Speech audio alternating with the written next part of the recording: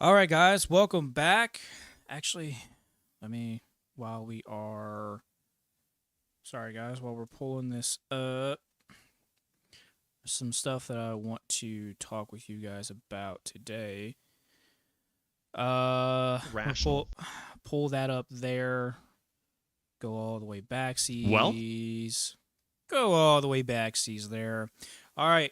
I saw Candace was live, and I had to jump on going live as well. We're doing today a little bit earlier.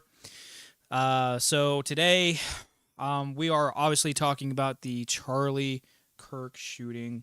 There are a lot of new details that are coming to light.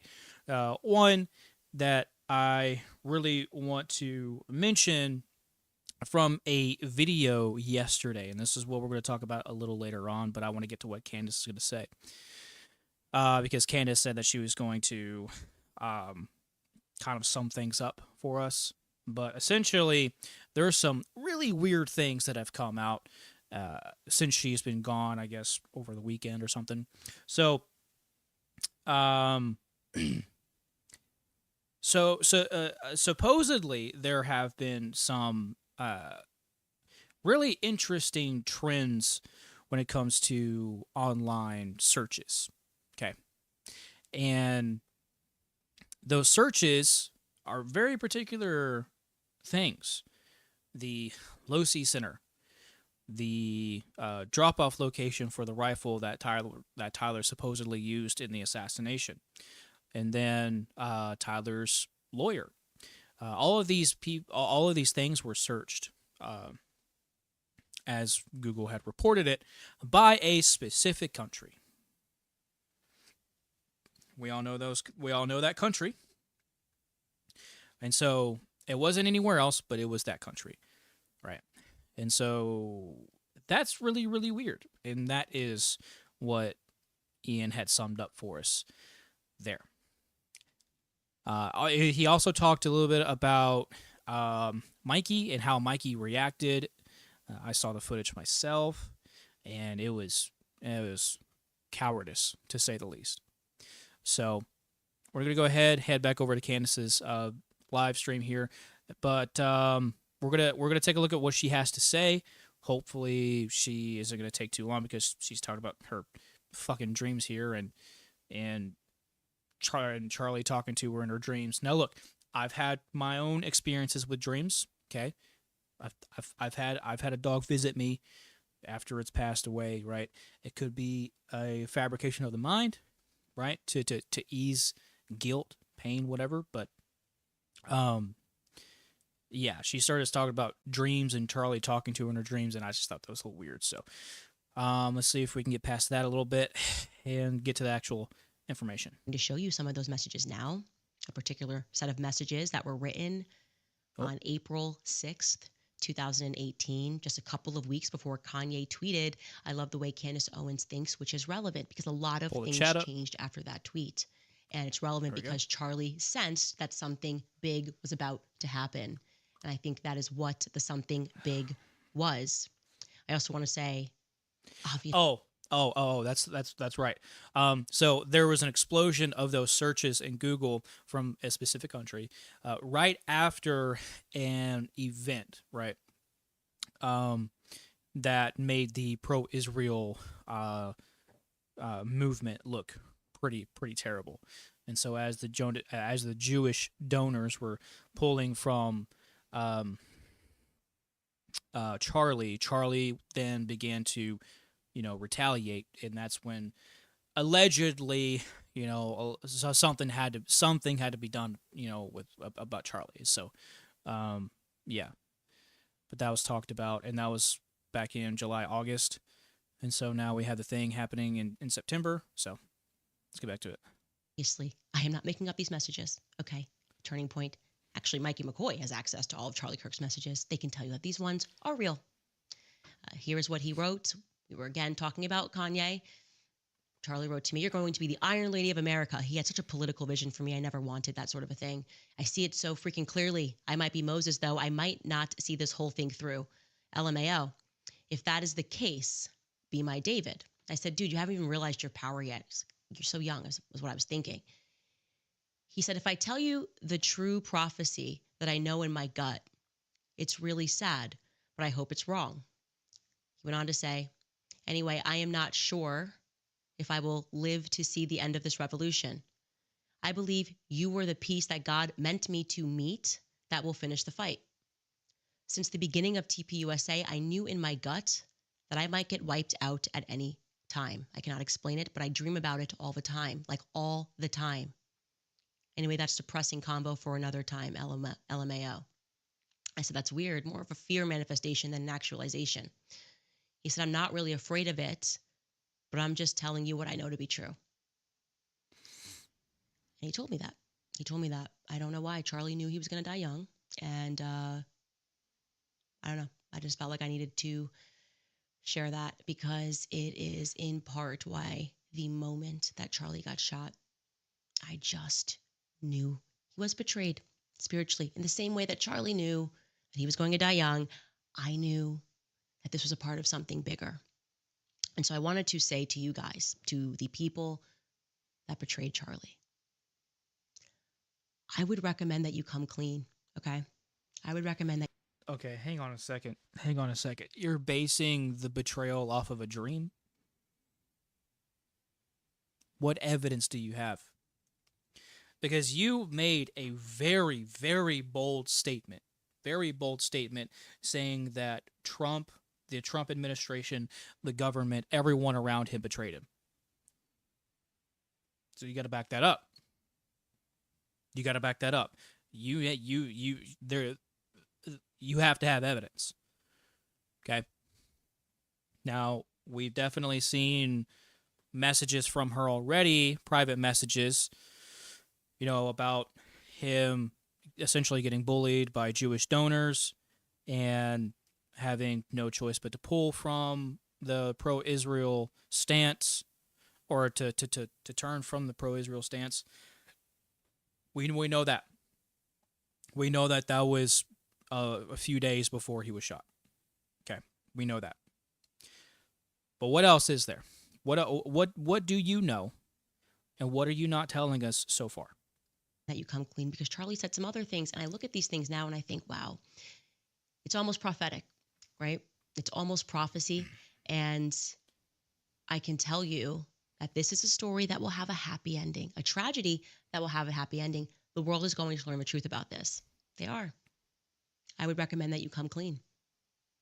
There are lines in the sand that are being drawn right. Candace, what are you going to do if they don't? Because they're not.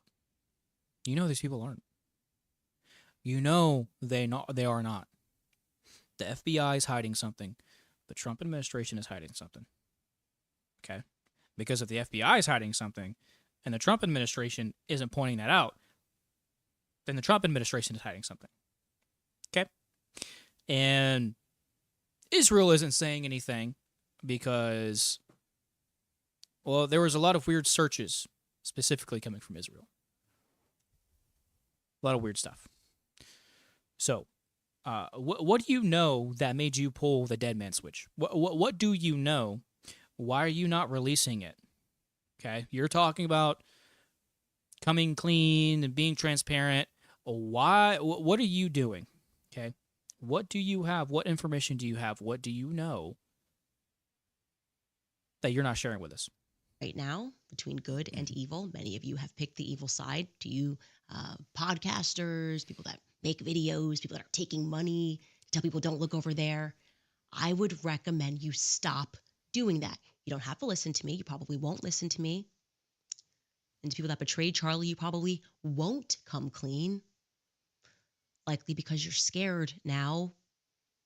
You should be scared, but you're the wrong kind of scared, okay? Fear of God is the beginning of wisdom. There is more. This is not it. I'm aware of that. That's why I've chosen to be on the side of goodness and truth, no matter what the cost is. I've picked my side. I don't care about any of you. I can't wait to read your articles after this, okay? That's breakfast for me. That inspires me now. Can't wait to read your loony tweets. I can't wait for you to lie about things that I've said. I cannot wait, because you know what? On a hike that Charlie and I were on in Wyoming one time, we were discussing the death penalty. Like he was asking, like, what's your position on the death penalty? And I told him I've always been against it. And typically that's a theological conversation. Christians go back and forth on it. Do you have a right to take a life?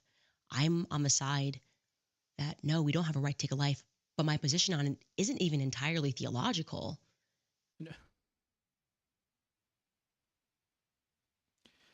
What? What? The Messiah in the New Testament instructed the 12 disciples to buy a sword, or to at least get a sword, to defend themselves. What do you mean? What do you mean? This is exactly why our culture is the way that it is. It's degrading the way that it is because people like Candace who don't want any death are against the death penalty, I should say. I mean, none of us really want death, but you know, we had the death penalty for a reason. Okay, we had the death penalty for a reason because we don't use it today. It's exactly why all of these savages are left out, or excuse me, let out back into society and continuing to commit their crimes that they were before they even went into prison.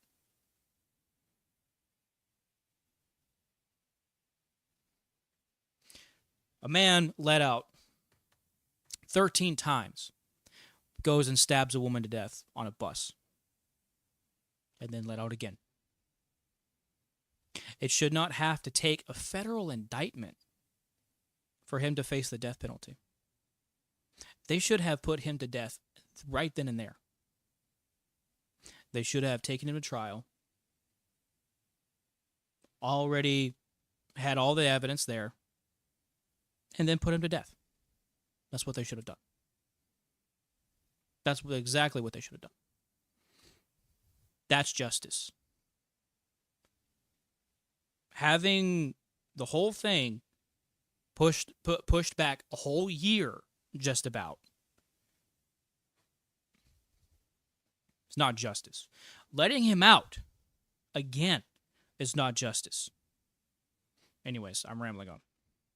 I said to Charlie, the reason I'm against it is because death is easy. You're here and then you're not. It's like falling asleep, right? You're here 1 second and then you're not. Think about passing out or fainting. People that commit grave evil and we're giving them death, that's it. Phone, okay, who maybe don't have a podcast, who maybe can't think I'm going to go ahead and be Charlie's David. I'm not going to stop talking about Charlie Kirk. We'll take a brief break here, and then we'll get to some of your comments.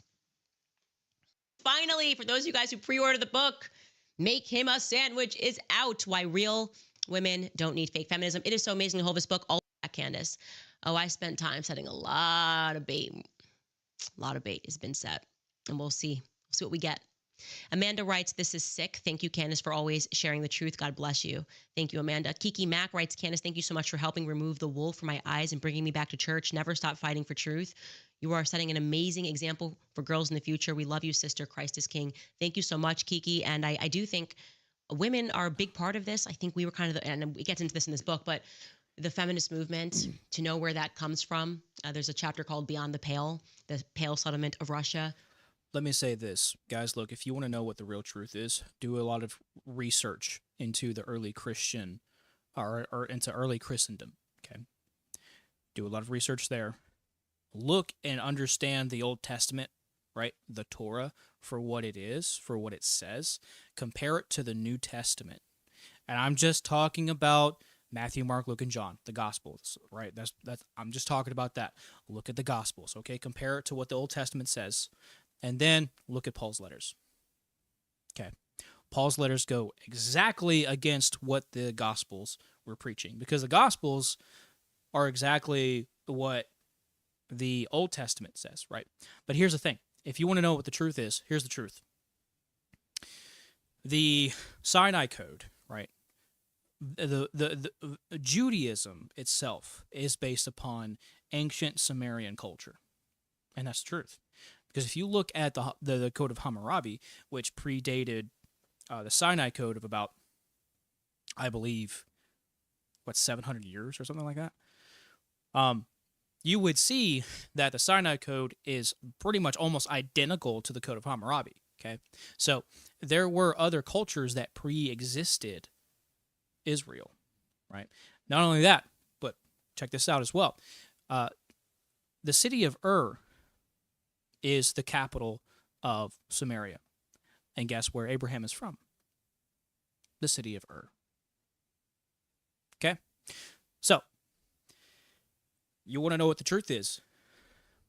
Look there. Who brought over that feminist movement? It is good. This isn't to, shit on anyone's religion. Because I don't want to. I really don't want to attack anyone's religion. But here's the thing: I always stand for truth. Always, I always stand for truth, and that is what the truth is. So, if you think I'm wrong, I will 100% invite you onto the channel. We can talk, we can debate, we can have a conversation about it, but you have to do your research. You got to look into it. Okay? You got to look into it. That's just the truth. For you to know where that came from, because I think we all were doing feminism. I was when I was younger, like, I'm a feminist, thinking it was like girl power Spice Girls, and it was never that, never ever that. Amal writes, I hate to be morbid, but God truly saved you by removing you from DW. I'm so grateful that you're in a most port by God Almighty. They can only steal, they can threaten, they can pressure, but they can't create it. I feel now, as I was reflecting on things, that they all were trying to bottle up Charlie's energy, and Charlie sent his energy where it needed to be. I barely defended myself as they came out, attacked, lied. She didn't. Doesn't add up, and we've got to stop accepting this excuse of like, well, what would you do? I do know what I would do. Okay, in your situation, you either run far and you don't record yourself, right, or you go run towards your friend and you help. In fact, the only person, as Ian Carroll pointed out in one of his videos, and you should sign up for, subscribe for Ian Carroll's channel as well. He pointed out that like the only person who was acting right and was Frank Turek. Like the first thing you do is get down, right? Because you don't know if there's going to be another shot. How was Mikey McCoy confident enough to stay standing and walking? Nobody knows. You don't know where the shot's coming from. You don't see him get shot. The first thing you would do is drop to the ground. That's like the first normal thing to do, is to get low, make sure you're safe. And then Frank Turk kind of crawls back towards Charlie and then tries to like see him to the car. Like all of that feels normal to me. Okay.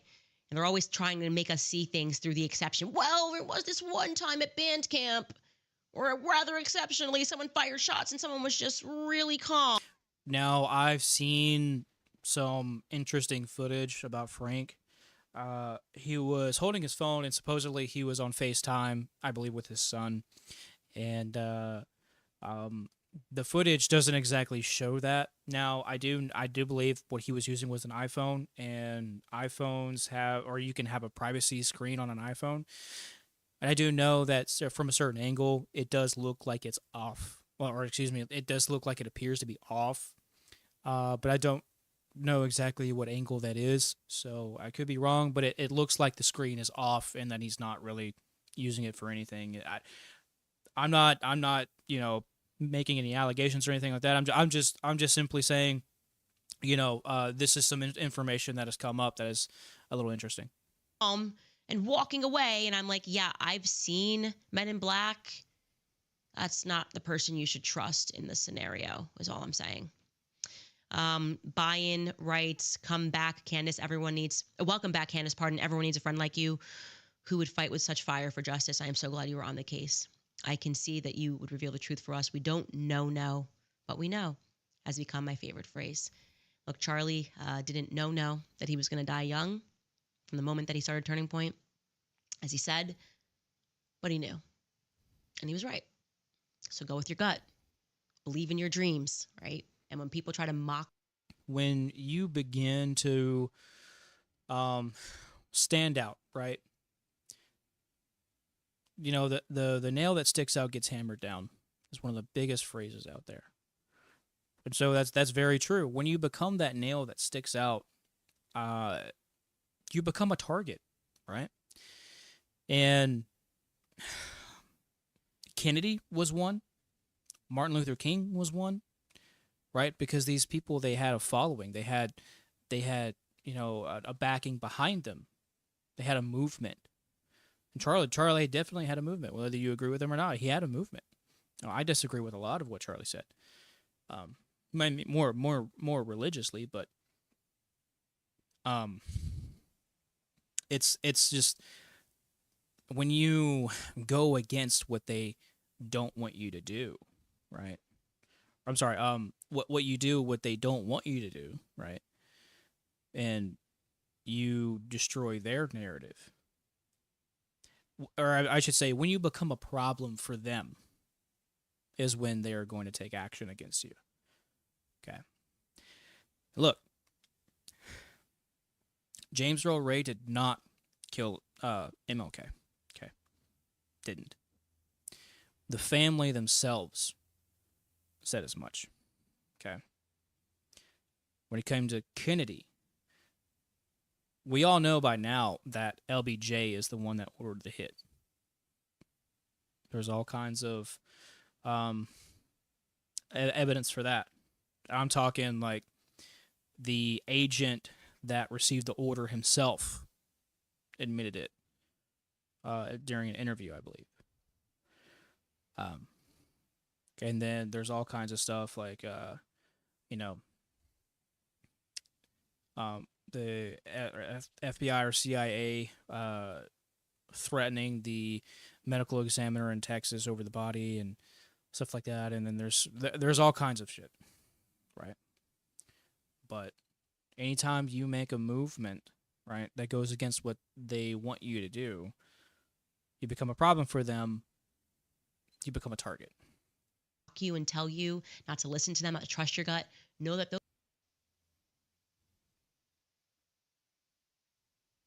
Oh,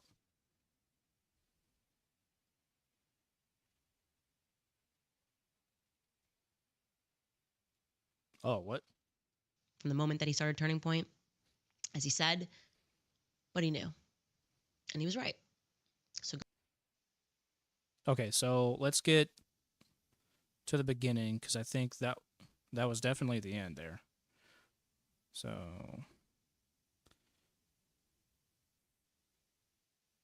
accepted it within just a matter of days. His quote unquote closest friends, his. All right, okay, you guys, happy Monday. I am back. I know you guys missed me because I definitely missed you more. And I feel so much better after getting out to the mountains. I've now, I think, officially accepted that Charlie Kirk is not coming back. And somehow it took me longer to get there. It took me longer to accept that fact than it did many others. Some people accepted it within just a matter of days. His quote unquote closest friends, his closest political allies, the White House, they all seemed kind of ready to move on so much faster than I was. And now it's looking like some people even may have accepted Charlie's death within minutes. There is a video that is currently circulating.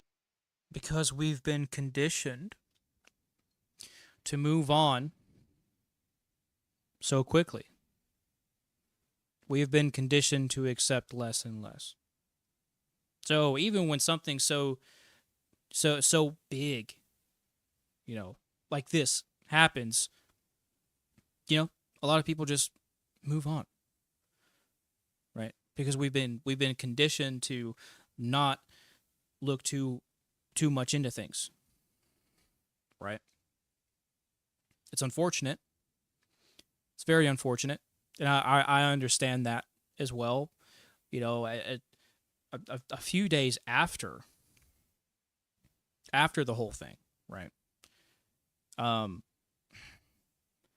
was just seeing how I was in the gym and I was seeing how people were just working out as if nothing had happened. It was just another day. It's not like It's not like the First Amendment was under an attack, right? A massive attack, and people were just acting as nothing happened. You have to look. We reached a turning point in America. I want you guys to understand the gravity of the situation. When something like this happens, a very high profile assassination like this, history is about to unfold in a massive way that will shape the world in a different way, I believe. Okay? Understand this, that things are going to get so much worse, the political atmosphere. It's bad enough that the economics are already bad. People are literally threatening to kill each other over SNAP benefits being cut off. Okay, we have that. But now people are at each other's throats because of who they vote for, because of what they believe politically, religiously, spiritually, even culturally as well. There are so many factors that play into the downfall of this nation. We are repeating the same cycle as every other nation before us, whom have faced the same challenges and have also fell. Okay, I'm talking Rome, France, or maybe not have fell per se, but have gone through some massive changes. Okay, um, but essentially, not having the same identity uh, before before the change, right, as they did after.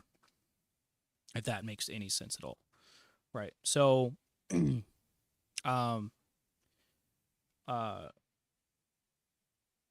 good example. France was governed under a king and queen, right? After the overthrow, it was a dictatorship.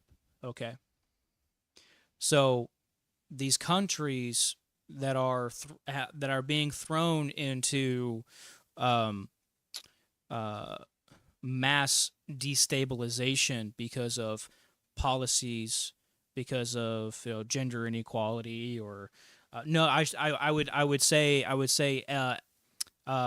economic inequality, right? Because you have the few at the top that have all of the resources, all of the currency, right? And you have the peasants at the bottom, which represent, anywhere from, I mean, pretty much 60 to 90%. And you have them that are just barely, scraping by, struggling just to survive, just to eat, right? It's always the disparity between the haves and the have-nots. That's what it always is, right? And so that's exactly where we find ourselves here in America. As soon as you see people get desperate enough to start killing each other over food, that's when you know you are in the final stages of a country, right? So this country doesn't have long, and I've been saying that for a while now, right? And so it's not that it's it's not that people are, just so ready to move on. It's that we've been conditioned to be this way, right? And so when people are also conditioned to be this way, you have essentially a bunch of puppets for use. And lo and behold, look at how many people are, so willing to tear down Portland, right? Or to uh, um, parade Trump's name, around the streets, right?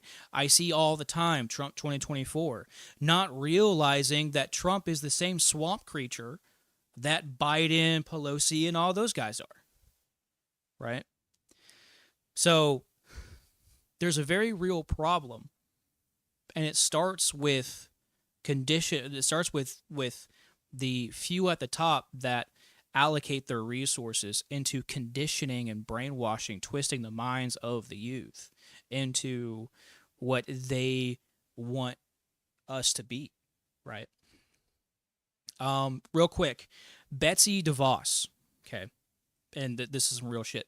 Betsy DeVos was married into the DeVos family, and she married into, or I'm sorry, the DeVos family has owned a company called Amway.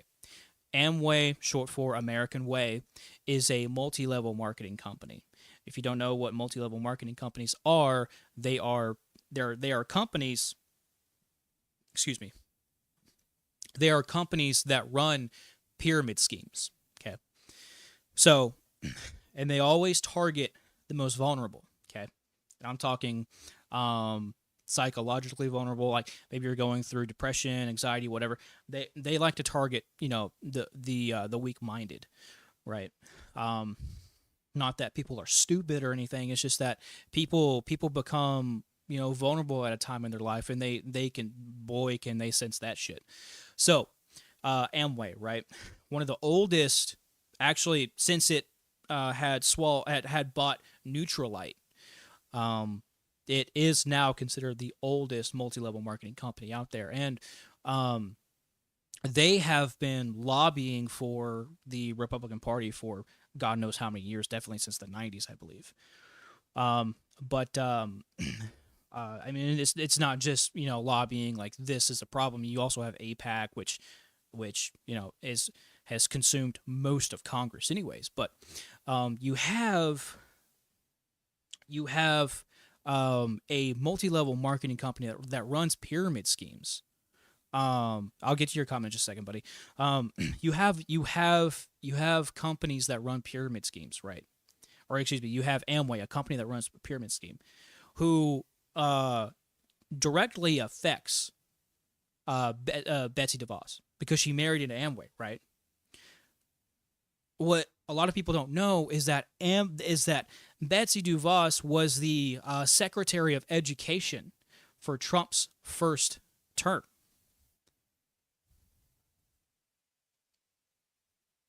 That's right. I had no idea.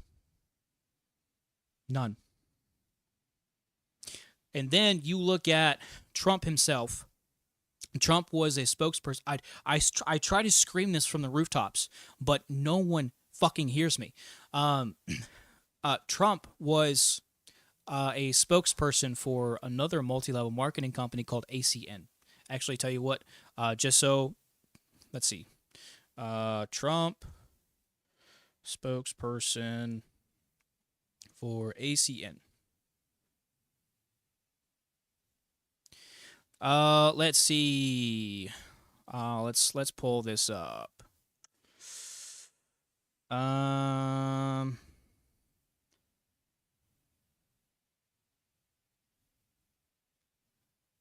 yo, what? That is. There's no evidence. That's not what I typed in. I typed in. Oh boy, Google is wanting to be a headache. There is no specific for Donald Trump. Yeah, bro. Whatever, dude. I know. I know. I that is so interesting. Why is it? Because I looked this up months ago, and I found that um let's see, Donald Trump counted among his many yeah let's see millions of dollars in secret payments from a video phone company, ACN. Here we go. Let's see. This was back in 2018, huh? I thought it was a little bit later than I thought it was. I know Trump and ACN was they were facing they were facing I want to say a federal trial. No, it wasn't a federal trial. They were facing some kind of trial, but the charges were dropped. Weird, right? Um, so or a federal lawsuit. Okay, there we go. filed Monday, accused President Trump, three of his children, defrauding and conning thousands of working class Americans, touting a multi level marketing company as a great investment opportunity, when in reality it was anything but that. Trump, his children and their company received millions of dollars in secret payments from their video company ACN. There it is, right there. Yeah, look, both sides. Doesn't matter. Both sides. Okay. Both sides. So you have to realize, that um both sides are just as guilty in taking special interests. Okay. That's why I say we need a new party. We need a new party, a people's party, a grassroots party, because you're not going to find that in the Democratic Party. You're not going to find that in the Republican Party. Okay, just so I don't keep ranting on, I'm gonna go ahead and read your comment, buddy. Sorry about that. You know me when I get to ranting. When you get desperate, a whole lot of things that never sound good. Oh yeah, they start sounding real. Yeah, like government handouts, right? You know, come to us, we'll give you food. You just have to, do a little spying for us, right? Right? You know, um, here's some gas money. So go and do this one thing for us. Create a false flag for us, right? Um, yes, Donald Trump was a paid spokesperson for ACN. Yep, for several years, 10 years he was. 10 years. Um, he appeared in their marketing materials, featured ACN on his show, the Celebrity Appearance. Oh, really? I didn't know that. That's so weird.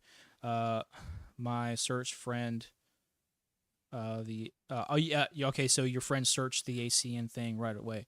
Yep. Mm-hmm. Yep. And it's really weird how my search found the ACN. Yeah, I don't know why that is weird, right? That's super weird. Like I said, a couple of months ago, I could find it um off of Google AI overview, right? And didn't have a problem with it. I was able to pull that shit up right away, right? I don't like that because it popped the ACN in my AI at the top. It popped the ACN in my AI at the okay, so the AI overview, right? It autofilled, right? Is that what you're saying? I'm trying to understand here. Um yeah, it's you you began to see that um I don't like that it showed in my AI overview and not. Oh, okay, yeah, yeah. And mine was very specific, right? Trump spokesperson for ACN MLM, and then that's weird. That's weird. I'm gonna take a screenshot of that. That's weird. That is weird. That is so weird. I'm keeping that, dude. That's weird. Trump has had business dealings with ACN. Okay, there we go. Um, yeah, I just put Trump spokesperson. Okay, yeah. Um, yeah. Well, just so we don't get too much into a rabbit hole here, I can post the whole thing, but it's so long. Yeah. No, that's fine. You don't have to. We know. We know. We know what's going on. But this whole stream is about Charlie. Okay. Because there are some new interesting things that has come up as of late, and since you're just now joining, um, what I want to I'll go ahead and recap for you. So, there's some new stuff that's been coming to light. Okay, as Candace has been gone, Of course, Ian Carroll, who actually works with Candace, has his own YouTube channel, and he did a live stream not too long ago. Um, Hi, can I help you? What? I already took you outside. I'm working. I'm working. Do you want to say hi to Sky? Come on, come say hi. Come on. Come on. Come on. Come on. Come on. Come on. Come on. Stop yelling at me. Come on. Come on. Come on. Come say hi. Say hi to chat. Say hi to chat. Say hi to chat. Say hi to chat. Yeah, there you go. There you go. So um so some things that have come to light, right? Ian did a yeah, she had to she had to absolutely that when she comes and she sits at the door, that's how she tells me she wants attention. And she could not have done that at a worse time with me live streaming, of course. But she doesn't care if I'm doing and if she doesn't care if I'm doing a video live streaming. When she wants attention, and she go and get it, right? At least that's in her mind. Anyways, enough with the distraction. That's awesome. That's awesome. Purebred. She is a husky pit. The people will love it. Mine is the same way. Oh yeah, yeah, dude. The best puppers are always the ones that demand the most love. But she gets a okay. Well, I was gone for a good bit of the day because I had to go take my buddy Dan home from the hospital. He had surgery on his foot. I actually just yeah. You commented on the short. That's right. So yeah, I was gone. Um, okay, so yours is mixed, but I'm not sure with what. He's kind of small and always looks like a pup. Yeah, Sky looks like a pup when she gets in trouble, or when she wants something. Because she'll just give me those eyes, right? She like I I want the biscuit. I want the biscuit, and I want it now. you know, but yeah, she's a husky pit. Pretty rare breed, honestly. Um, but that's awesome. That's awesome. I am a super big fan of pits. They are so loving. I don't understand why people hate pits. Matter of fact, matter of fact, I hate people that hate pits. Okay, I hate people because the people that hate pits are always gonna go to fucking PetSmart or some god God knows what rat infested hole they're going into, and they bring a fucking Chihuahua home. Can you believe that? Can you believe they hate pit bulls, but they love Chihuahuas? My pit. Oh yeah, dude. Sky is the biggest baby. Yeah, I'm talking about you. I'm talking about you. Look at her. She's looking at me like she has no idea what we're talking about. You are the biggest baby. That's right. Anyways, we're getting off topic here. So there have been some interesting things that have come out, right? And actually, matter of fact, uh, now that we're talking about Ian again, Ian put this video out a couple of days ago, one day ago, yeah. So that was on Sunday. Um, Pretty much to kind of recap what Ian had said. So, um, uh, Pastor Ron McCoy, right, which is Mickey's Mickey's father, right. First of all, if you don't know who Mickey McCoy is the chief of staff for Charlie, and he was present when the shooting happened, right? So, um, let's see if I can find. There's a specific point, right? So here, Let me see if I can. So here, whenever the shot rings out, okay, you can see him holding his phone right there. When the shot rings out, he does this weird thing where he brings his hand, right? He brings his hand up to the side of his head, right? Like that. But his phone, you can see it right there. His phone is right there. Okay. So the claim is that Mickey got on the phone with his dad as the shot, rang out. And she's playing with her bone. Let's see. And you can see that Mikey's left hand goes up, kind of like it's. But Sam makes the important note that no dial. There's Charlie. Mikey's out of line of sight, and he's already. Okay, yeah. So this was literally less than a second, right? Literally less than a second after Charlie was hit that he's pretty much already gone, right?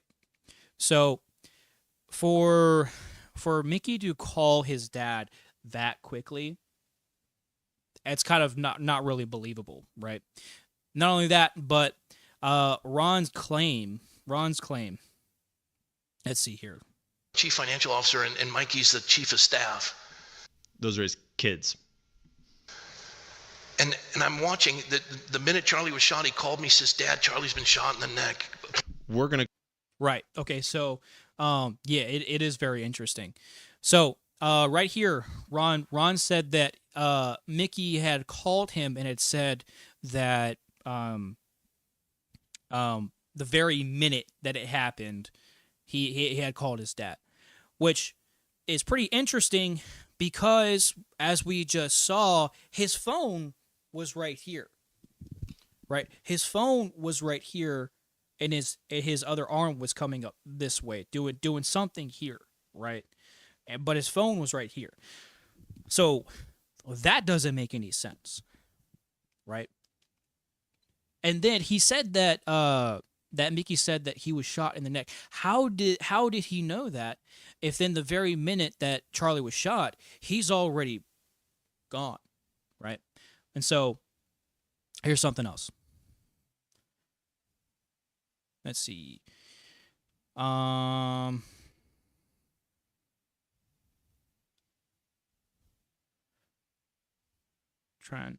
Okay, so this is just seconds after the shot. You Black see, backpack, white shirt. you see Mickey here. And hang on just a second. My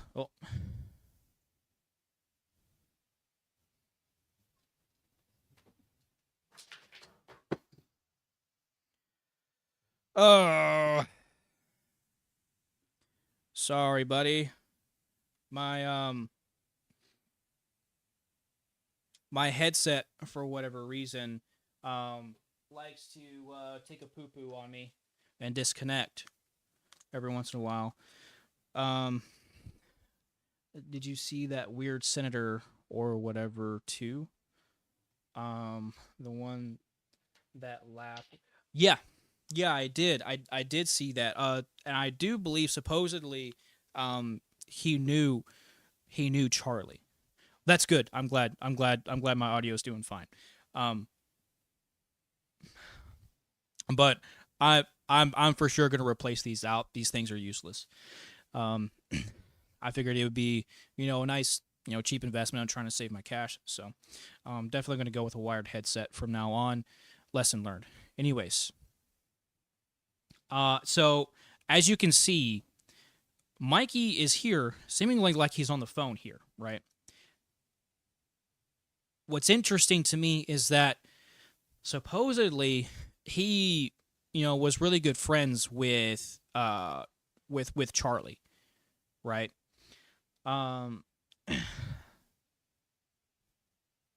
Yeah, I think I have. I'm pretty sure I have a Discord. Tell you what, email me. My email is on my page, so go shoot me an email. And I have a Discord. I can invite you over to the Discord. And so, we can do that as well. you're more than welcome. Actually, I made a Discord to have people join, and how try to build a. I'm trying to build a family on Discord as well, so you can check that out there. But as you can see, he is over here, and he's already walking away. Right. Um. Awesome. Good deal, dude.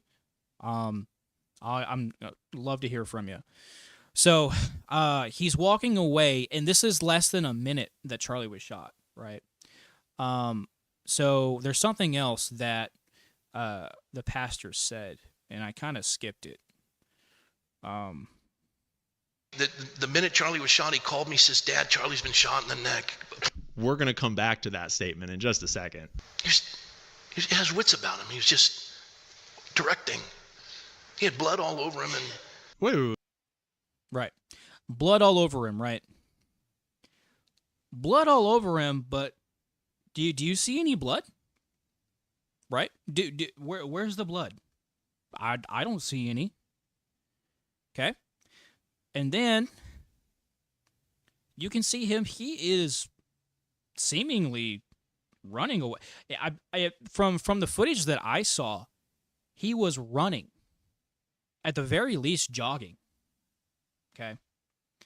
So he's over here, and Charlie is being stuffed into the back of this SUV, right? So there's that, okay? Then you have a whole lot of other coincidences, right? That's coming out about this. And so shout out to Ian for, doing all this stuff, man. These guys are it's so surprising that we have independents doing the job of the FBI. Okay. Crazy. They're getting all this information for us in 33 hours. Dude, Kash Patel is such a fucking clown. Anyways, all right, so this is what's really interesting is that July 13th, right? July 13th, there was an event, right? Between David Smith and Josh Hammer debate. Josh Hammer is pro-Israel. Okay, power to the people. You're exactly right, bro. Power to the people. The power needs to be the power needs to be returned back to the people. Okay, the power is too much into big government right now. That is compromised by a tiny nation over across the pond. So, anyways. I'm telling you, once you realize that most of Congress is literally under AIPAC control, you will never see America the same way. Matter of fact, I saw a video on X not too long ago, and there was a guy that was interviewing a lot of different other officials, right? And he found one politician, right? I'm sorry, maybe I should give you some context here. He was asking politicians whether they cared about America or Israel more. And I think he interviewed, or at least tried to interview, those who would, give him an actual answer instead of just blowing him off or attacking him for just daring to ask a fucking question. There was one politician that said, "Yeah, I'm for America." One. Most of them either blew him off or were glazing hard. I'm talking like they were gooning hard for Israel, dog. You know what I'm saying? But so yeah. I think there's 400 something seats, right, in the House. I think majority of those Majority of those seats take APAC money. Majority. All right. Keep that in mind. So, okay. David Smith, Josh Hammer debate. That was back in July. Right. And then the next day, Tucker Carlson goes and speaks.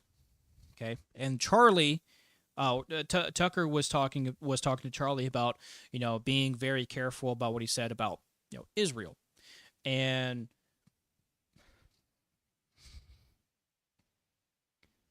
WAF, WTAF. What is that? I don't know what WTAF is. I'm an American. Well, yeah. I am an Army brat. Is what I meant to say. 2, from a military family. Nice, man. I don't know how to not love America. Exactly. That's so heartbreaking. Free the best. So, my grandfather was Army. He was a Vietnam.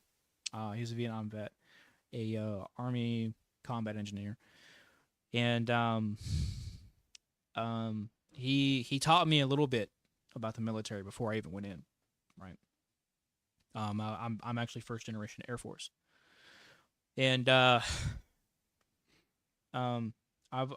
you don't really realize all that service members go through, right? I mean, obviously, you don't really realize anything that anyone really goes through until you go through it yourself. But the respect and the love for the country that you have when you come out of it is something completely different than what you even had to begin with before going in, right? You have a new appreciation, but it's not for it's not for the government. It's not for the government. Matter of fact, you go in trusting your government, you come out hating your government, right? You love the Americans, right? And that's what I love. I love my fellow brothers and sisters, okay? Whether they be military or civilian, right? Veteran or not, I should say. I love all of you guys, but I hate the government because our government does not serve us. We know that. They serve special interests. Okay, again, just so I don't get sidetracked. You're sidetracking me, man. Grandpa was World War II. Yep. I had a okay, all right, all right. Okay, this will be the last thing I'm saying, okay? Because anytime I get to talk about you should be, you're bad. Anytime I talk about my grandpa Pulliam, I'm going to talk about my grandpa Pulliam. He was a funny old man.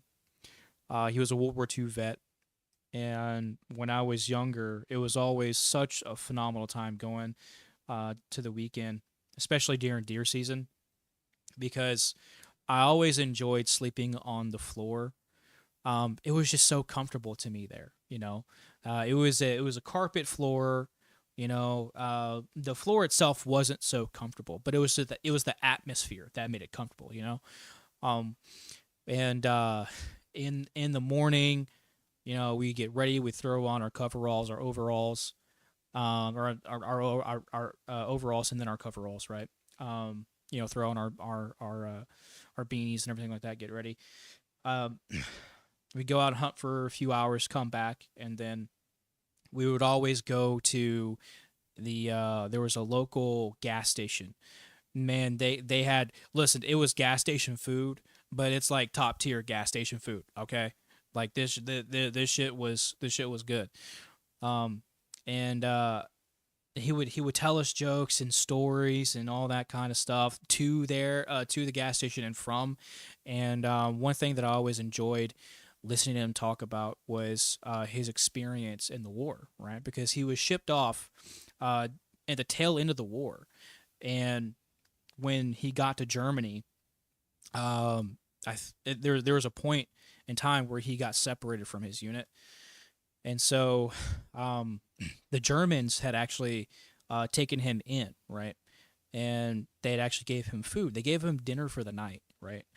And it was just so surprising to me when you learn or when you have teachers from elementary school all the way to high school tell you that the Germans were the problem. and that Germans were the Nazis. Um, you begin to really believe that, but what you really see is that there was a certain people that were in control, right? It's the regular German people, right, that were the good, honest people. Okay. Um, I remember. Oh, what is that? What is the name of that book? I can't remember the name of it. Uh, I can't remember the name of that book. But it was a story about a a German family that was housing Jewish refugees, right, under the floorboards, and that was more common than what you really think during that time. There were a lot of more normal people for sure. Yeah. Oh yeah. There are so many insane stories. That one pilot who got saved. I read that. Um. Yeah. Oh yeah. I think no, not Anne Frank. No. But I do know the one that you're talking about. I think what's crazy is that so many years later, those two pilots got together and they had a conversation, right? Oh, it was so awesome. But listen, a lot of the Germans were forced to fight, right? Yeah, that's isn't that crazy? I thought that was so cool. Um, but that's what a lot of people think, especially when you grow up like that, anyways. But anyways, he told me stories about the war, and I always enjoyed hearing those stories. I always enjoyed hearing those stories. I miss him dearly. Um, Lost him in 2010. 2010. Literally on the day of Halloween, October 31st. Uh, October 31st, 2010. That's when we lost him. But he would he would always tell us awesome stories, and it was just a good time. It was just a good time. So, but I just wanted to talk a little bit about Pep Pulliam. He's a good guy. He's a good guy. But anyway, so all Tucker was talking about not going to balls to the wall, not too hard, right, when it came to Israel. My mom's birthday was 29 October. Oh, so did you lose her on October 29th, or I hate to hear that, man. I'm assuming you and your mom were pretty close. It always really sucks when you have someone so close to you passing. Um, it really does. Um, but yeah, it was a hard hit. It was a hard hit. Um, so lost her in February last year. Okay. But she was my world. You know, no, you're fine, man. We're good. We're still talking about what we're talking about here, right? If we get sidetracked, we get sidetracked. Who cares? Um, but she was my world. It was different than losing my brothers. Well, so I mean, here's the thing: you came from your mother, right? You came from your mother, so your mother's gonna have a certain impression on you, right? Mothers always do. Matter of fact, what I'll tell you is that when I walked away from my mother, because of the things that she was doing, um, that was quite possibly one of the hardest things that I ever had to do. Okay. Um, so yeah. Um, cherish. I'm sure you've got videos and pictures and all that. Cherish that. Okay, because she will live on through your memories, right? The only way someone ever really dies is if they are forgotten about. Okay. So do whatever you can to make sure that that memory stays alive, right? And that means celebrating her birthday. That means, you know, um, uh, starting a tradition, something that she, maybe her favorite food, but something to keep that memory alive. Sometimes you find the family you need in the strangest places too. That is very true. I have a crazy lore to tell you sometime. Hey, you are more than welcome to tell it. You are more than welcome to tell it. Um, so yeah, it's you really do. You really do. I'm actually really excited for her birthday. I'm gonna do this surprise things. Uh, I'm gonna do this surprise things with my wife for uh mom's birthday. Oh, okay. So yeah, for your mom's birthday this year. That's awesome, dude. Yes, please do that. Please do that. Make it something special because that's what she would have wanted, right? That's what she would have wanted. Um, that's awesome, man. Just know if you ever need me for anything, you please reach out. Okay. Um, so always feel free to send me an email. Join the Discord, and give me a call anytime. Um, so I'm always here. All right. Now, Tucker Carlson, right, was talking. I appreciate that, man. Tucker Carlson was speaking about Israel, right? And Tucker didn't really want to say a whole lot. And so Charlie was saying, no, you go ahead, talk about all you have to, talk about all you need to, okay? So there's that, right? And then you see you see an explosion of searches. Mikey McCoy, certain country, Richard. Then you have, I think Catherine Nestor. Yeah, Catherine Nestor, Tyler Robinson's lawyer. Isn't that weird? Searched in, you guessed it. Okay. Then you have, all of these guys, which Low C Center. Here we go. Low C Center. Okay. You know where Low C Center is? That's exactly where Charlie was shot. Okay. And then there was a street that was searched. W W something. But that was searched in Israel. Yeah. Well, I think this I'm pretty sure this is a sheet that Ian himself put together. Okay. Ian does some amazing work. He really does. He does some phenomenal work. Him and Candace both. Now, some things Candace says a little weird, right?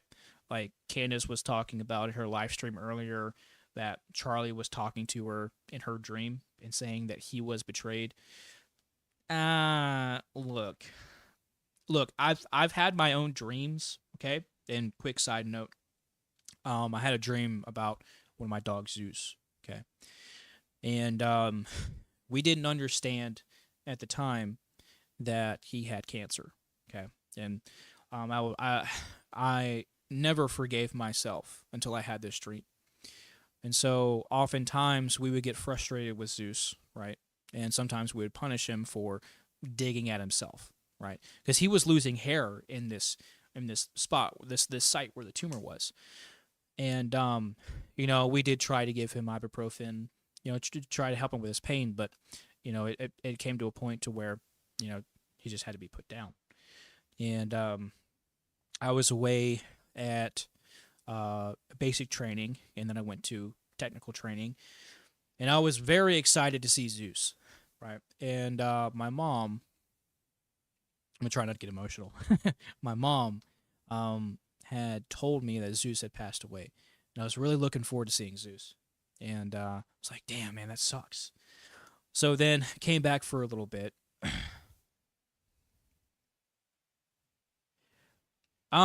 So I would a few things. I would check to see what kind of shampoo you're using, because some shampoos can dry your dog's skin out, and that can cause them to scratch.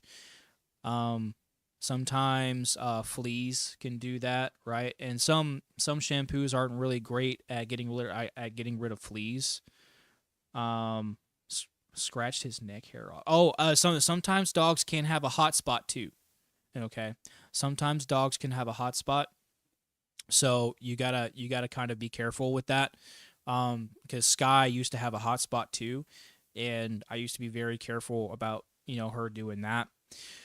Um, but I would try to see if you could moisturize it, see if that will fix something. Then I will try a different shampoo, and then if that doesn't kind of alleviate the problem, I would try to see maybe if you get a flea collar or something, or just kind of something. So we have been putting this oil on him to help, and it's finally growing back. Good, that's awesome.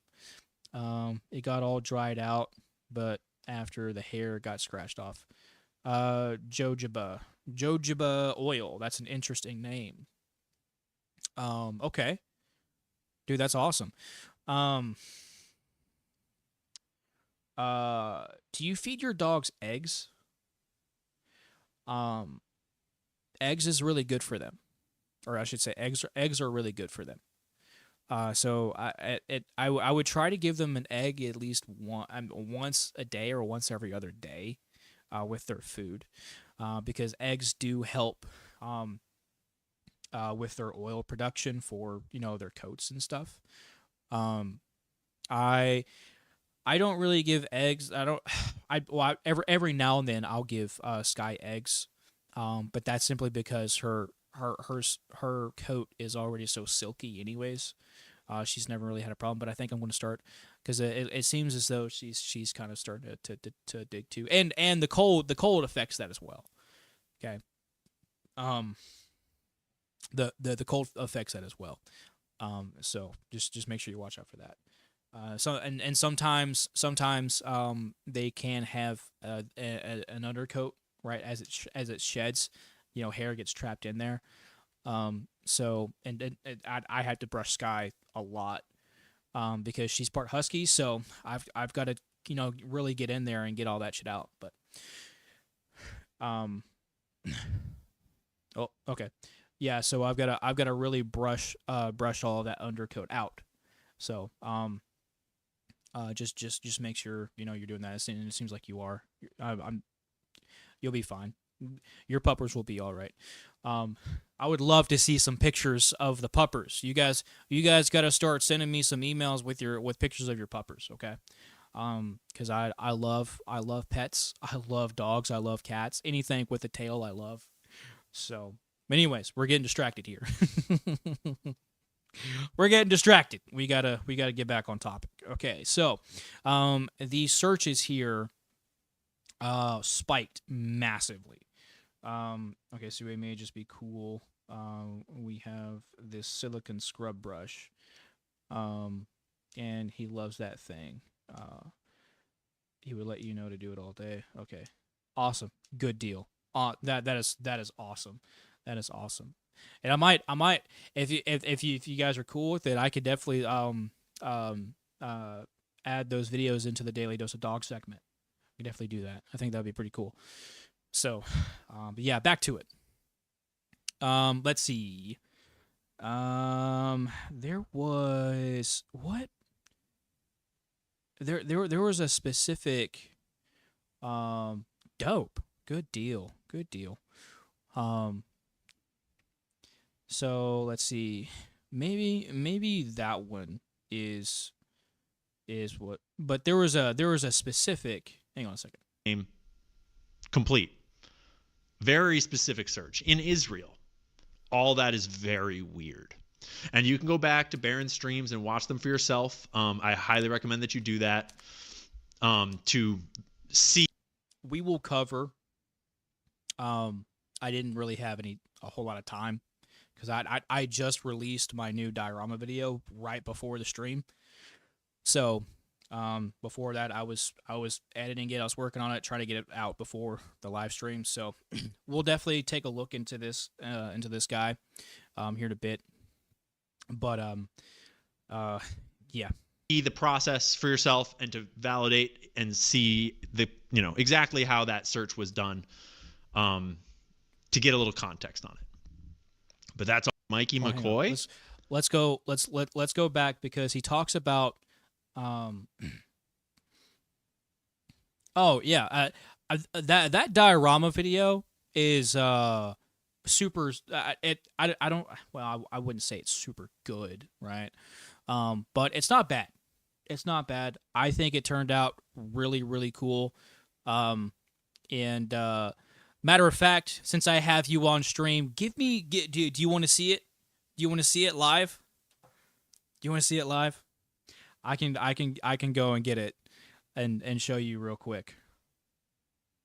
But I think it turned out pretty decent. Pretty decent. Okay, all right. I'm gonna turn the camera off, and the mic off just real quick. So just give me a second.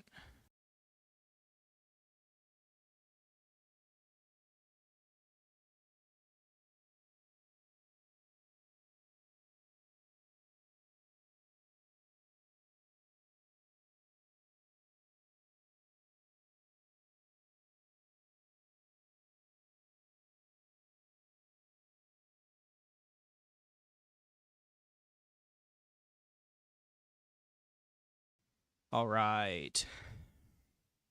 Okay, so here it is. There it is. Hands down. Look, so this is the first attempt. Well, I wouldn't say the first attempt. This is the first actual attempt at making rubble.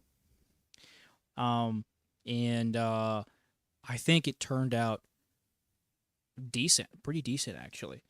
I wouldn't say anything super phenomenal, but I think it turned out pretty okay, pretty okay, And my favorite part is the brute. That's my favorite part. And I appreciate that. Thank you so much. Thank you. That is so awesome. That is so awesome. So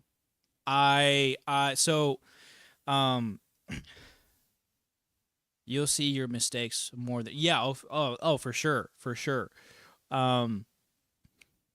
It's there's always a thing with artists, right? You are going to be more intimate with your piece than anyone else, right? And so you're going to look at it and you're like, oh man, I wish I did this better. I wish I did that better. But the thing is, you have to take a step back, right? And this is what I learned with this piece is that you have to realize where you started, right?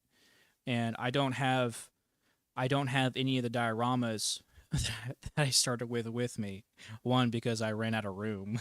I have 10 dioramas that I have in my collection already. But those I don't have videos for all of them. But let me go put this back real quick. Here, I want to go ahead and cut the eyes off and then the mic as well.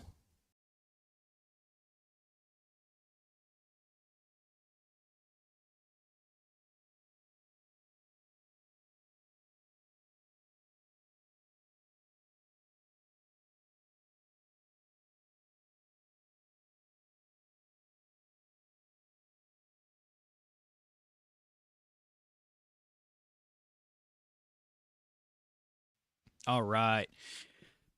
The Brute was super, super cool. It's absolutely my favorite too. I think I did the Brute the best. I've done now. If you actually watch the video, you can watch it after the live stream because I want you here.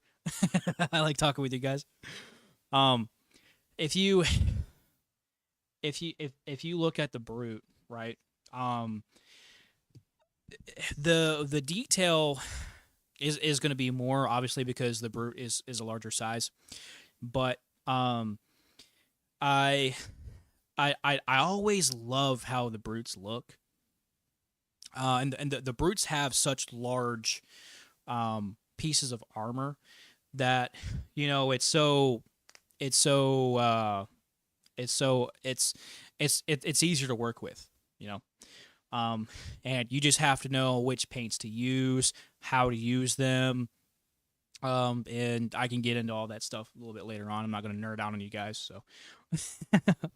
But um, yeah, I was working on that, and I wanted to get that video out for you guys.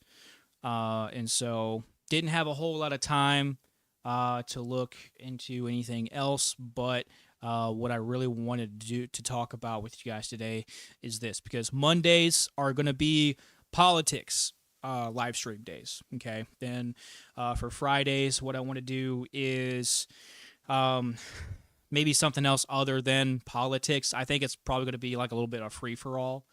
And then either Saturdays or Sundays, I want to do something that's like strictly gaming, or maybe painting miniatures or something like that.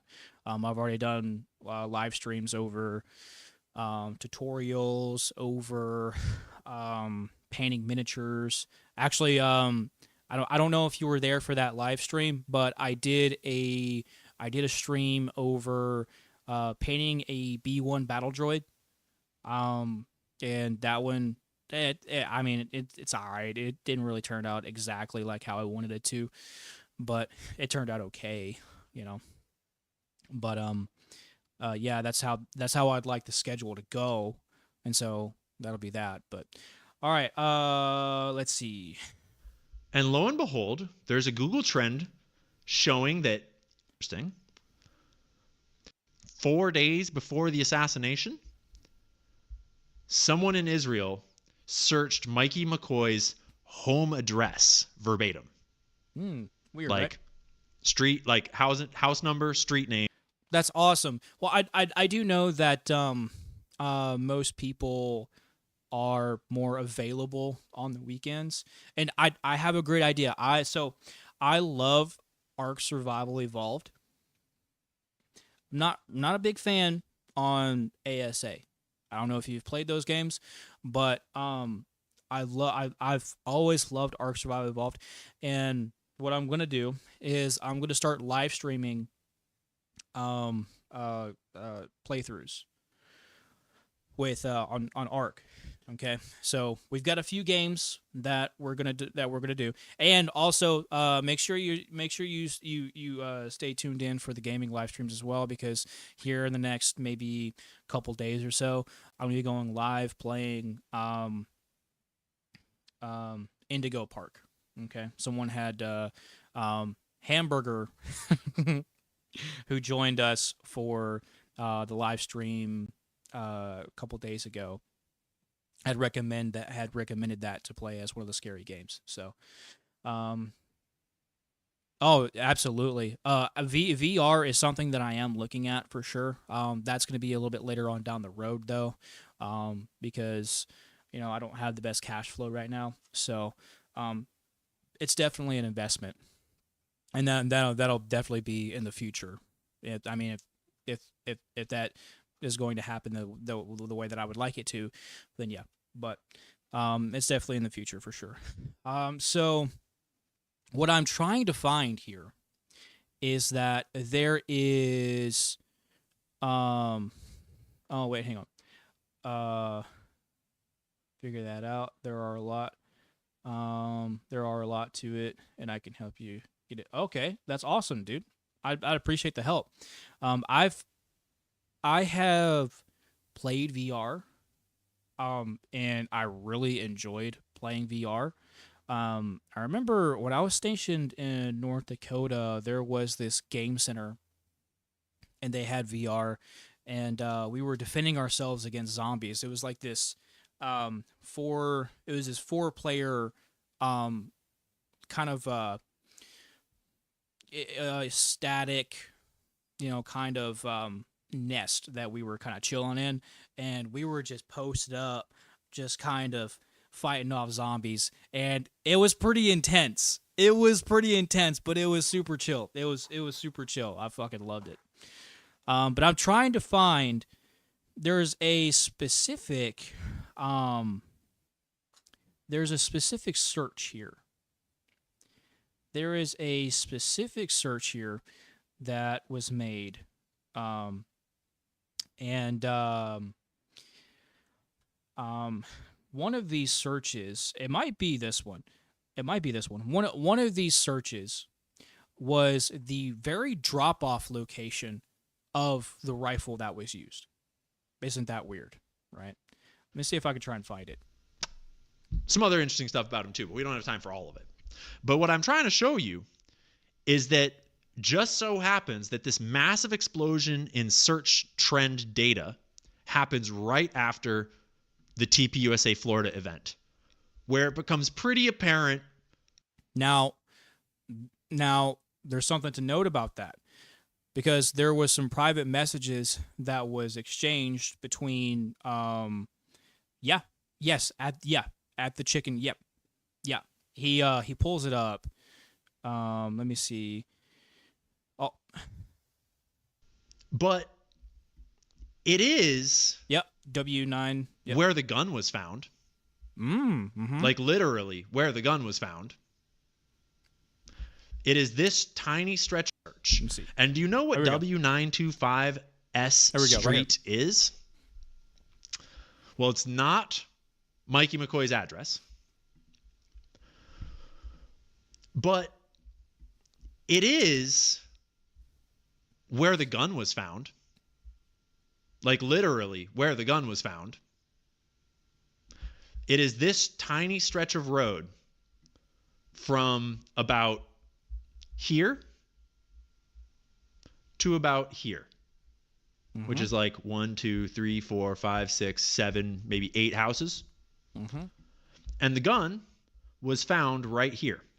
3 days before the shooting, someone halfway around the world is searching for an address in this little town in Utah. I mean, it's not a little town. It's attached to Salt Lake City. But bitch, please. Come on. And then, Isn't that weird? On July 11th in the District of Columbia, someone searched. The district that's in DC. DC.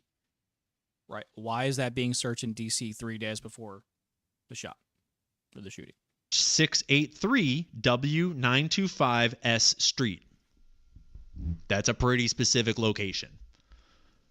683 is this house.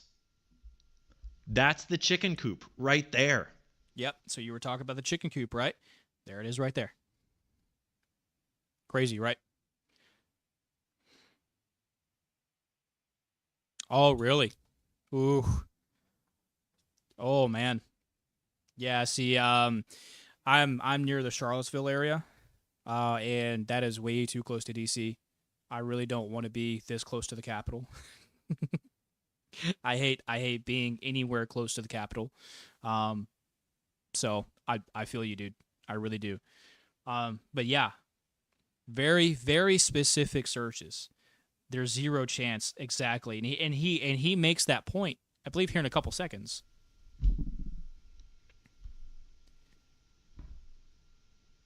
Right? Weird. What? I mean, you make your own assessment. You decide for yourself if you want to give any credibility to all that. But I highly recommend that you go and watch Baron Coleman's streams before you jump to any conclusions about it.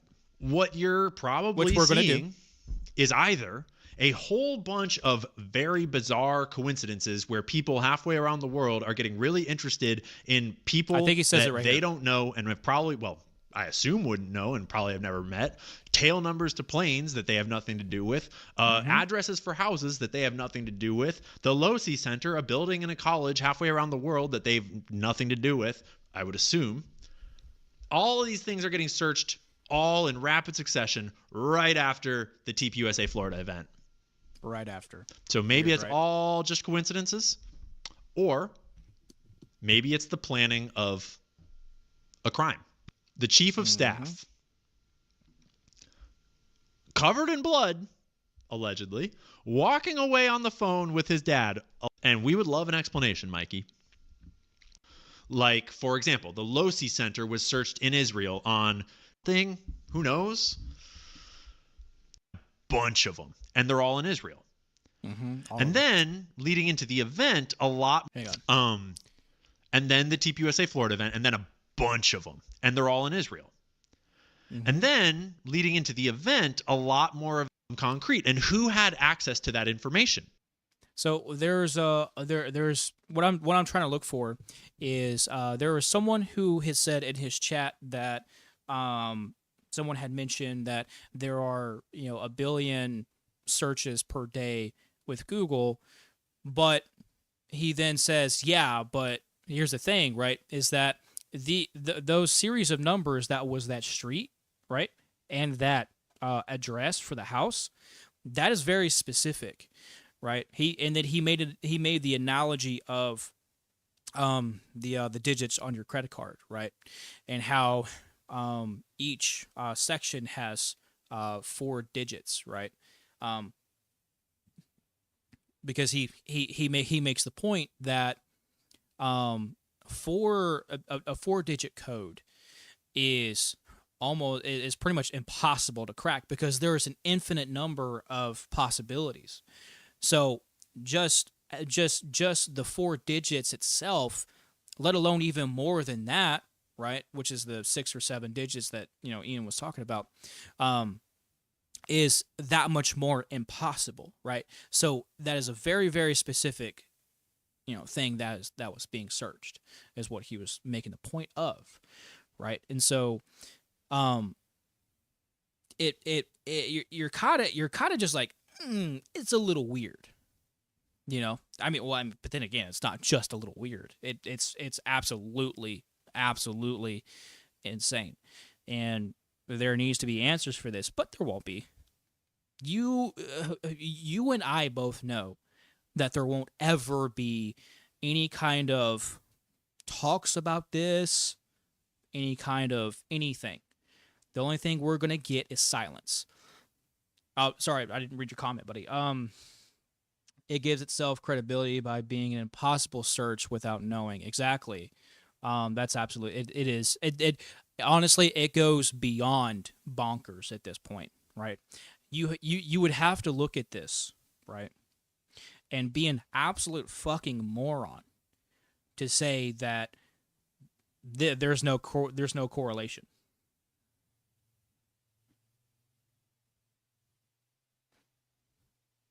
I'm just gonna be real, okay? I'm just gonna be real, okay? You would absolutely have to be looking the other way and choosing to look the other way to say that there's no correlation here. Like, it looks like if I searched my house, it is that specific. It is. It's very specific. Very specific. Okay. So there is something that they talk about too, or that Ian talks about, and right here. So that was, well, there's no, 9/8. Okay, that was September 8th, 2 days before the shooting. Okay. Robert Shillman allegedly pulls all of his funding from TPUSA. Essentially, there were Jewish donors that were pulling their funds from TPUSA, right? And in a group chat that Charlie was in, he very specifically says, "Oh, I'm sorry, bro. Hey, look, that's a bad time to have a birthday. Okay, that is a bad. You are sharing your birthday with a national mourning day, right? For not just 9/11, but now Charlie, right? I find it weird. That those days are literally back to back. Isn't that weird? Isn't that weird? But what's even weirder? Now that we're talking about a certain country, what's even weirder? This country in DC, they're I definitely believe that they are involved in 9/11 as well. Okay, I don't care, dude. Call me a conspiracy theorist. I don't fucking. I've done the research into it, right? My oldest brother was on 9/11 too. Wait, your oldest brother's birthday was on 9/11. Um, so it made it very weird for me. Oh, okay, yeah. So your oldest brother's birthday was on 9/11. Yeah. Um, because what I want to talk about with you guys too is the dancing the dancing Israelis. Okay, if you don't know anything about that, on the day of the attacks, there was a woman that had called in there was a woman that had called into dispatch, right, and she had saw. Yeah, his birthday. Okay, it was on 9/11. Terrorists kept attacking on our birthdays. That's why. Exactly. Yeah, it's weird. Um, but this woman had called in because she had reported some activity, some suspicious activity. Right. She saw a group of 5 men that were on top of a van. Right. Dancing and parading around on that day. Right. And so rightfully so, she got scared and she called the cops, right? The cops showed up and then arrested. Actually, tell you what, I think we've got, actually, yeah, so hold that thought. Hold that thought. Um, Charlie was saying that he wasn't going to be bullied like this, right? From all these Jewish donors, Robert Shulman, pulling the funding. And then he says, I have no choice but to leave the pro-Israel stance, okay, pro-Israel cause. And not too long after that, he was taken out. Okay. So, we're going to go to ABC. Dancing is, oops, because I can spell. I promise you guys I can spell. We're gonna go to this article here. Um, I wish we knew what kind of dance to. It can be very specific. Exactly, it really can. So let's see. Um, calling her shortly after, she grabbed her binoculars. Okay, yeah. So a woman named Maria. There we go. Had called in.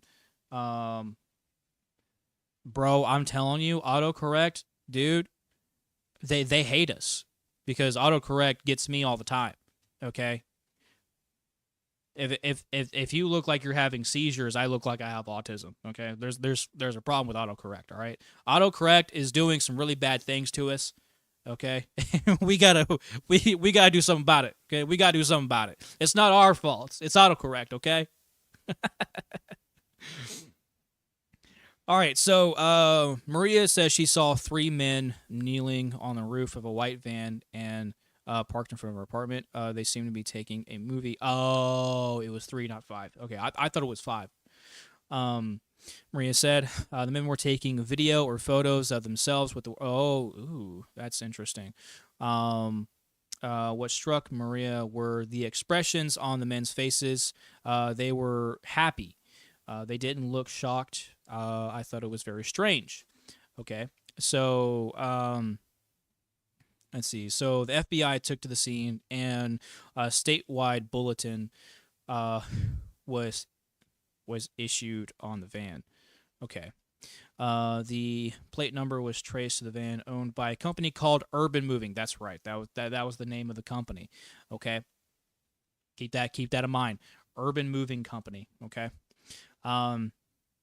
Around 4 p.m. on September 11th, the van was spotted on a service road off Route 3 near New Jersey's Giant Stadium.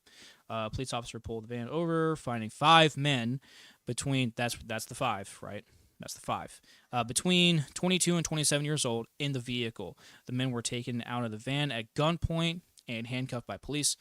The arresting officer said they saw a lot that aroused their suspicion about the men. Okay. One of the passengers had $47,000 in cash hidden in his sock. Another carrying 2 foreign passports. Okay, they were is the I believe they were all Israeli passports. A box cutter was found in the van. Okay, but perhaps the biggest surprise of the officers came that the 5 men identified themselves as Israeli citizens.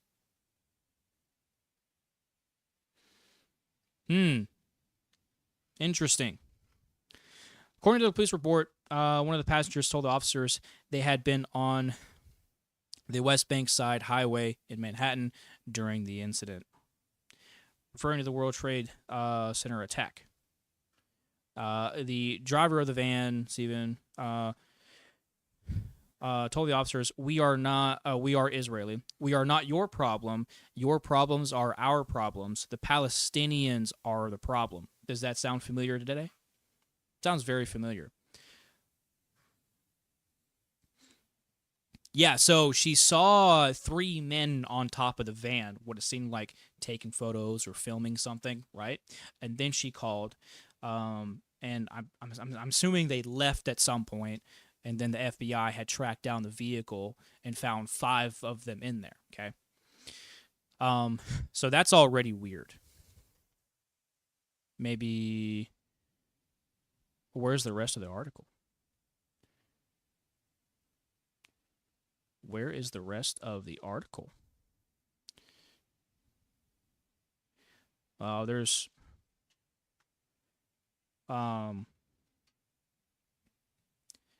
yeah, where's the rest of the article? There's something missing here. Oh, it gets weirder. It gets weirder because there's like half of the article missing. When was this updated?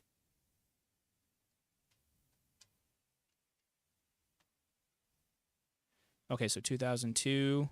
There was one from there was one that was updated like 2006.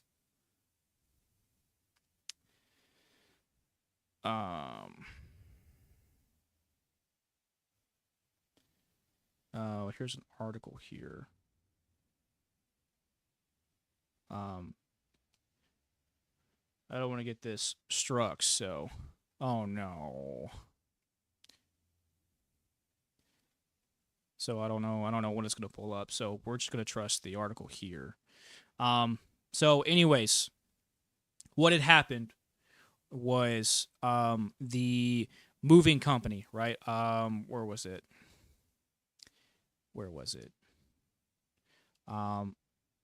Urban Moving Company. Okay. They after they found these guys, okay, and after the FBI did their investigation, they found that two of the men had been concluded to be Mossad, Israeli intelligence operatives. Okay. Then they go to the company, okay, and they wanted to do an interview with the company. I believe that was that same day. They come back the next morning. Urban Moving Company is already gone. It's like they moved everything in the middle of the night. Isn't that weird? Isn't that weird? Right? So they move in the middle of the night while everyone's stuff is still there in the warehouse. Weird. Weird, right? Weird. So, there have been a lot of speculation about this.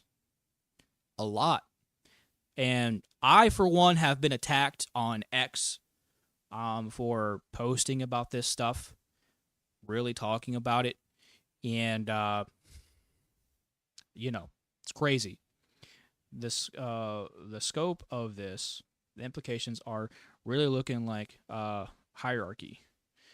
Well, when you realize that all of our politicians are owned by AIPAC, or not all of them. There majority actually. Tell you what, let's fucking talk about it all. APEC tracker. All right. Let's see. Damn. Jared Golden, what are you doing, my boy? Okay. All right. So Congress tracker. Let's see. Thomas Massey. Oopsies. Exactly, bro. Exactly. I would love to have Brandon Herrera for president. Absolutely. Thomas Massey. Look at that. No money from APAC. Look at that.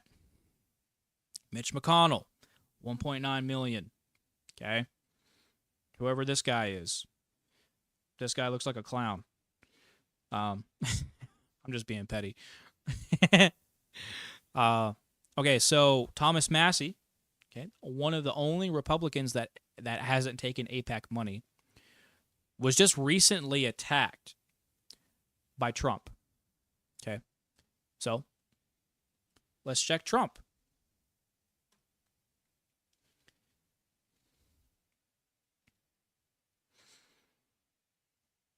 Oof.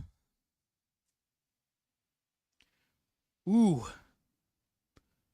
That one stings. America's winning, right? America is winning. We can't stop winning. Are you tired? Are you tired of winning? We are winning so much. I want you to understand, we are winning so much right now that we just can't handle it. I mean, all the illegals are gone, okay? Government is smaller, okay? Our budget is or I should say our debt is coming down, okay? All right. We're no longer giving $3.8 billion to Israel every year, plus the $500 million that we send to their military.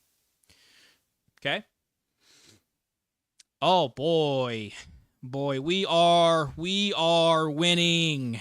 Look at that. Look at that. We are winning. We are winning. And just when you think it couldn't get any worse, boom. Look at that. Look at that. A Democrat turned Republican, conservative. Taking APAC money. $46.5 thousand. Okay. Then you got Mike Pence, $206.5 thousand. Bro, what? And then you have Kamala Harris, $9.4 million. But that is nothing compared to $230.4 million. If you want to know why he was so adamant about the Epstein files being a Democrat hoax, if you want to know why he was so adamant about this, this is exactly why. It's because he has to be on that list. Allegedly, he has to be on that list. Okay, because there is no other explanation as to why he was so against the Epstein files, calling it a Democrat hoax. Okay. And then the Republicans voting to seal the Epstein files the same day that Charlie was shot. Okay. And I'll show you that too. Let's see. Vote for the sealing of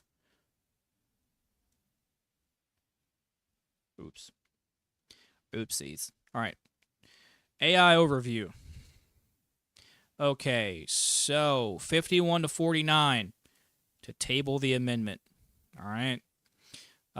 Where's the House Rules Committee? House Oversight Committee. Okay, so there was a 5-7 rule that I saw. Looks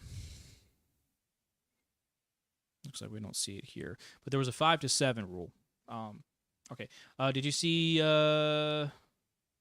Did you see Trump's granddaughter posted the video of them at the golf course of him telling the rich dudes their taxes are going down? Oh, really? You serious? So while our taxes go up, actually, my mortgage just went up because the escrow went up. Okay. Of about $200. I've been seeing people's rent go up $1,000, dude. $1,000 they're going up. People can't afford to pay their fucking rent, their mortgage, food. They have to choose between eating or paying the utility bill. Okay? And then we have our government that's constantly scratching their rich donors back. Right? And giving handouts. Getting and giving handouts. Okay?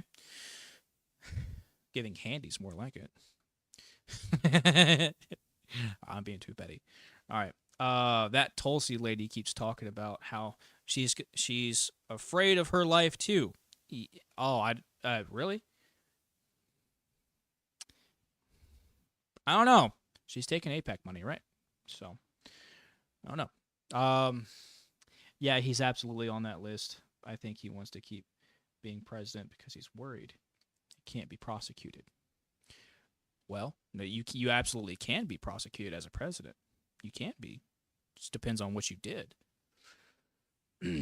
Yeah, the golf video was from today or yesterday. Oh, really? Okay. Send me that. Send me a link or a source or something. And I'll take a look at it after the stream. That's interesting. But yeah, you have 51-49 to table the amendment. Isn't that interesting? There was only 2 Republicans, Josh Hawley, and I believe Ron Paul. Okay. But Thomas Massie was one of the only Republicans that didn't take APAC money. And so, but Trump here, $230.4 million from APAC. And he's on X telling us that Thomas Massie, let's go back to Thomas Massie, since we just had someone join. Welcome. Let's go back to Thomas Massie. Thomas Massie.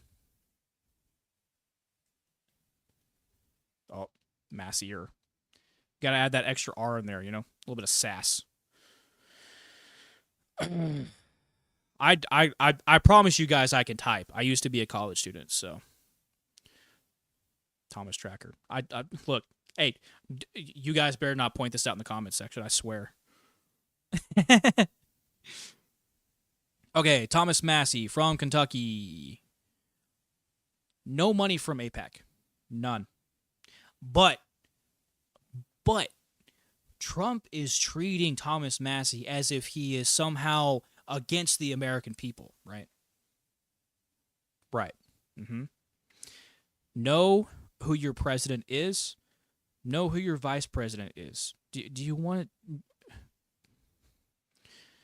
And just for the family that's just joining, we're also going to take a look at what I just showed Mr. Get Wrecked here. JD Vance, $167.3 thousand. Okay, there you got Tulsi Gabbard here. Okay, $46.5 thousand. Kamala Harris, $9.4 million. I couldn't find Biden on here, which I was pretty surprised that I didn't find that. But Pence, $206.5 thousand. Okay, look, if you want to know exactly how compromised our government is, look, we have 400 something seats in our Congress, I believe, I can't remember if that's. I want to say that's the House. 300 of those, right? 300 something of those is owned or has ties to APAC. Okay. Thank you. Thank you. I'm I'm glad someone has confidence in my typing ability. I'm glad someone has. I just look. I don't know why half of this is missing. I don't understand why half of this is missing. That's just really weird, really weird to me.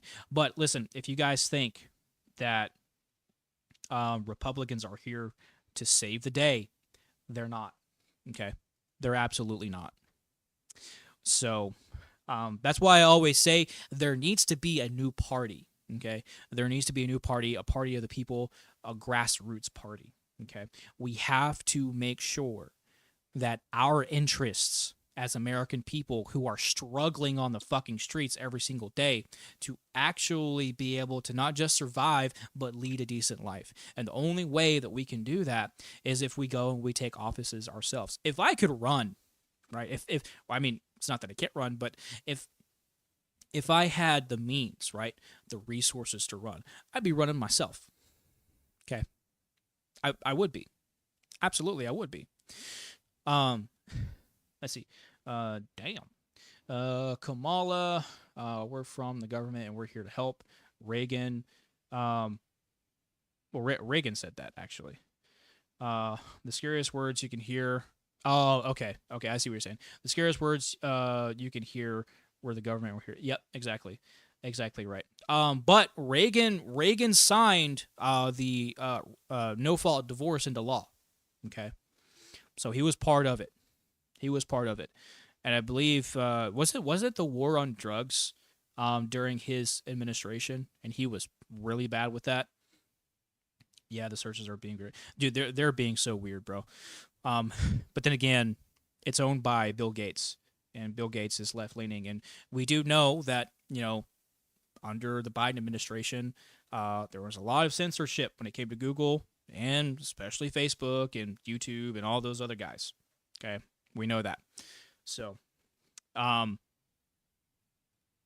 really weird. But disturbing footage. This is what I really want to talk about because Candace came back today and actually just caught the very tail end of her stream. And I wanted to see live with you guys what is it that she has to say. Okay. And we're going to go ahead and watch a little bit of this here. I want to get to the meat and potatoes of the thing because towards the end of it, she just starts talking about how Charlie was talking to her in her dream. I didn't know what I didn't know is that Reagan's wife was a pagan. She was a Wiccan. Not that that's a bad thing as long as you're not sacrificing kittens in your backyard, right? But a lot of people are like Reagan was the best president. But he helped to destroy the family unit. I don't think he was the best president. In my opinion, I think probably the best president that we had was, or at least in recent history, probably within the past 60, 70 years, was Kennedy. I think so. Because Kennedy made an effort to expose the corruption for what it is, right? And we absolutely know that LBJ ordered the hit on him. We know that. We absolutely know that. I still don't trust anything after. Oh yeah, absolutely. You can't. I mean, here's the thing though. You should never trust anything anyone says, right? Including myself. Don't always verify. Okay, always verify. It's not trust but verify anymore. It's just verify. Okay. Right, and then once you verify, right, you can trust, but also verify again. Okay, because and here's the thing, um, wars. Well, I mean, so sometimes wars today are fought physically, but wars are mainly fought through information today. Okay, why do you think? Why do you think the propaganda is constantly spreading through our media, warping the minds of the youth, right, and convincing each other to kill each other over stupid shit like politics, right? Um, I'm pagan. No, dude, that's awesome, bro. I actually I ran across a woman with some runes. I didn't know. I was at I was at a fundraising for my local disabled American veterans, and I saw a woman with rune tattoos on her fingers. I thought that shit was so cool, dude. I find Norse mythology here. So here my favorite mythology. It may not be mythology for you, but it is for most religions are mythology to me. I'm not atheist, but I'm agnostic, and I was actually kind of um um not exactly debating her, but I was rebutting what she was saying about Christianity, earlier. Anyways, I the two the two mythologies that I find very fascinating are Norse mythology and Greek mythology. Okay, I never knew how fascinating they were until I got into God of War, but it is so fascinating, man. Let's see, but that's insane. I didn't know that. Oh yeah, I think maybe Teddy Roosevelt was one of the best. Kennedy was the last. So here's the thing about Teddy, right? Teddy was a socialist. And I say that because Teddy is the one that brought in the internal revenue system, because Teddy wanted more of the rich to pay their fair share, and we all know how that works. Okay, the rich ain't paying their fair share; they're gonna make everyone else do it, and then if they can't find a way to do that, or if they can't find a way to save what they have and then take from others, well, they're just gonna move. Okay, that's why you see the most richest people in the world all in Dubai. Okay, just saying. Um, I spent half my life verifying. Good, you should. Um, double, triple check. Absolutely. Somewhat mythological. I would agree. Well, I mean, when you hear tales of Jormungandr, right? Um, and all the dwarves and all those. It's like, yeah, okay, bro, okay, right. But man, are they cool? They're so cool. And what's really interesting too is that a lot of the ancient cultures have their own flood story. Okay, they do actually. Norse mythology has their own story over the flood, and I want to say that actually is the fight with uh was it it can't be, because the fight between Thor and Jormungandr is in Ragnarok, right? But um I can't remember exactly, but I do know that that the Norse does have their own flood myth. Um we can deep dive into, oh, absolutely. I would love to deep dive into mythologies for sure. I've learned a lot about them. I'm very curious of other Oh yeah, oh yeah. I know quite a bit about Christianity, Judaism, and Islam. I'm not a fan of Islam at all. Um, but then again, I'm not really a fan of most religions. And it's not that I'm adamantly against any religion at all. It just depends on the culture, right? It depends on what the religion is. If the religion is truly peaceful, I have no problem with it. But if it's not, then we have a problem, right? And you know as well as I do, okay, pagan religions are just as guilty as any of the other religions. Okay, so um, I've been worried about.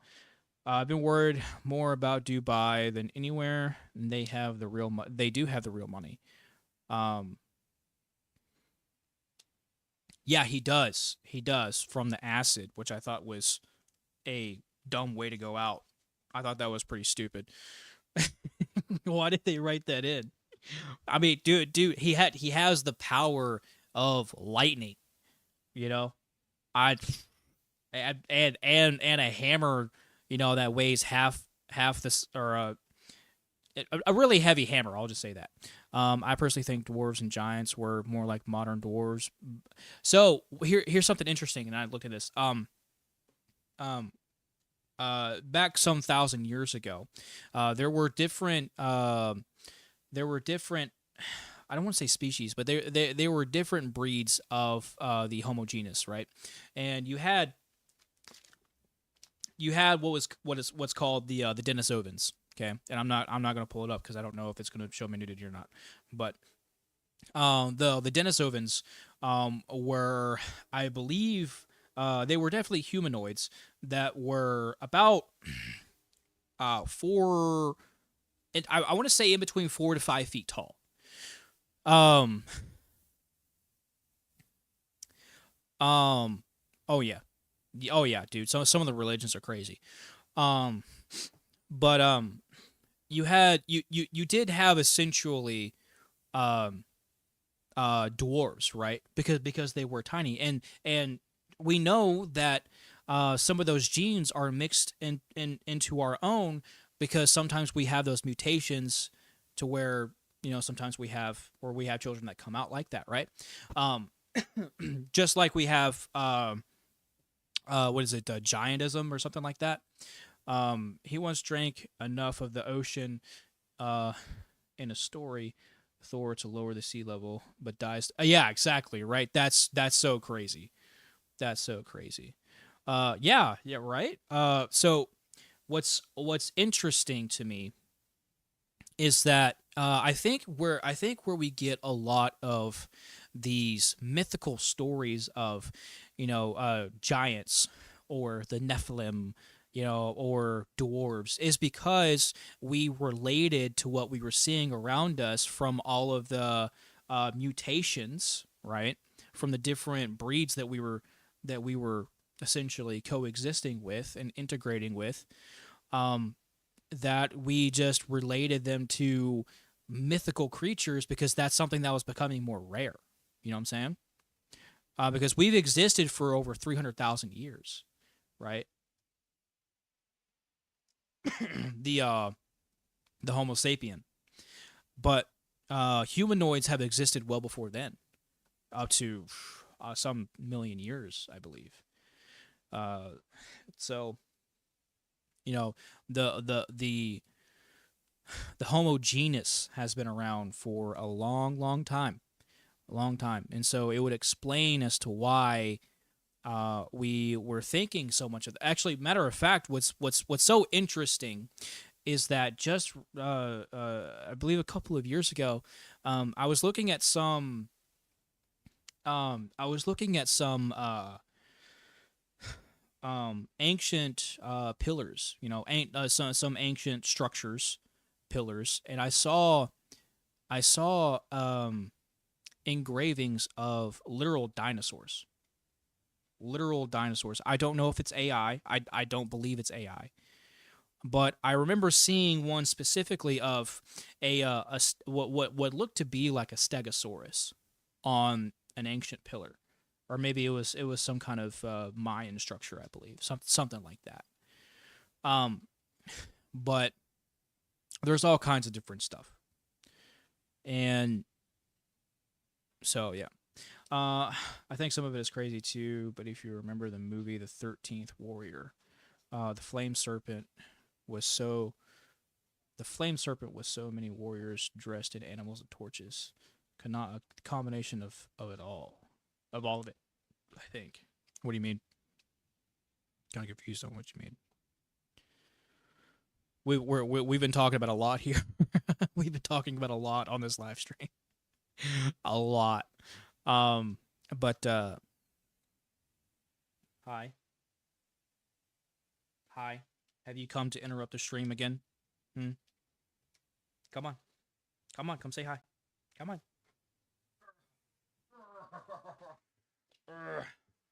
Come say hi.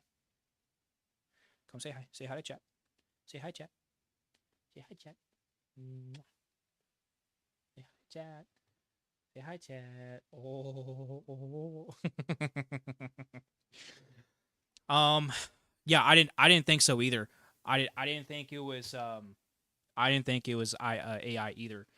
Because you would have to that seemed too advanced to be AI from the looks of it. But yeah, a lot of interesting things, and we can definitely do a live stream over mythology and stuff like that. That would be pretty dope, actually. We could probably do that this weekend. That sounds pretty dope. I'd like to get into some of that. Yeah, let's do that. That sounds dope. We can do that. I like that idea. I like that idea. But we got to get back on track. So, Candace, it's coming out today, showing some more evidence. So I think it's a combination of like not only the different races, but like just how certain battles turned out. And things how it evolved into its own mythology, whether it was actually just men wearing like a bear costume, or like like an actual piece of bear, because it was back then, or like wolves and different things that presented them as monsters. People, yeah, oh yeah, a lot of ancient cultures portrayed animals that we see today as monsters. That's right. That's the reason why we have. I mean, that would be what I can assume, to be the very reason why the werewolf was created. Can I pet that dog? I can never forget that meme. A combination of that and the lore of the actual men, just being around these men, if they were actually men, who walked the earth, just being that inspired to see someone who always did good for their people. Yeah. And let's not forget, a lot of people assume that. Okay, all right. We can definitely do that. Friday stream mythology. We can definitely do that. I'm down for that 100%. What should we look into? Should we look into Icarus? Should we look into should we look into Loki? Should we look into Jormungandr? Should we look into that? Like what should we look into? There's so much. There's so much. But yeah, a lot of them did, and people think, people think that ancient cultures were stupid. Well, they absolutely were not. They were not dumb by any means. Not by any means. They were not dumb at all. They were very smart, because the oldest surviving story that we have to date within our species is the Epic of Gilgamesh. The Epic of Gilgamesh, if I could get it out. The Epic of Gilgamesh is a story about mistakes, triumphs, and redemption. Okay, it's so awesome. It's so awesome. So, and that was several thousands of years ago, right? So, to have that kind of self-reflection, right, and idea into the self, They knew what they were talking about. All right. Enough being distracted. Let's get into Candace here. Or let's get into what Candace had to say. Of his chief of staff, Mikey McCoy. It's going viral for a lot of reasons. We're going to go through that video and buckle up because I have an even more exclusive, never before seen video that I think is going to make your skin crawl. Plus, I have even more never before seen text messages from Charlie Kirk. Incredibly, Charlie Kirk did in fact know that turning point was going to be the death of him, and I have proof of that. He also knew that I was the only person who was going to step up to defend him after he was gone. That sounds crazy, but it's the truth. So let's get started and welcome back to Candace.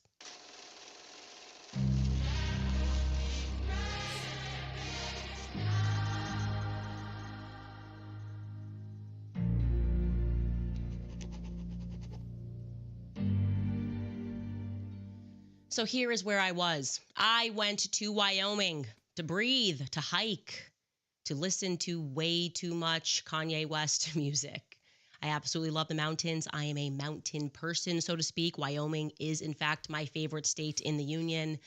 And it felt fitting also because the first time I ever visited Wyoming, I was with Charlie Kirk. I then visited Wyoming many times thereafter over the years. And he was the last time I went to Wyoming, I was with Charlie Kirk. It was the last person I visited with. And it was for, ironically, Foster Fries's funeral, who was a big time donor to Turning Point USA, still is, I believe. Charlie, I was thinking out there and remembering, paid for my flight to Wyoming. I had to get there very quickly because I was doing Joe Rogan's podcast. It was huge. I didn't even know what the Joe Rogan podcast was at that moment. That's how I was so not politically inclined at all. And he's like, this is the biggest podcast. You got to. The earliest knowledge of Norse I could find was about 12,000 years ago. But yeah, back to it.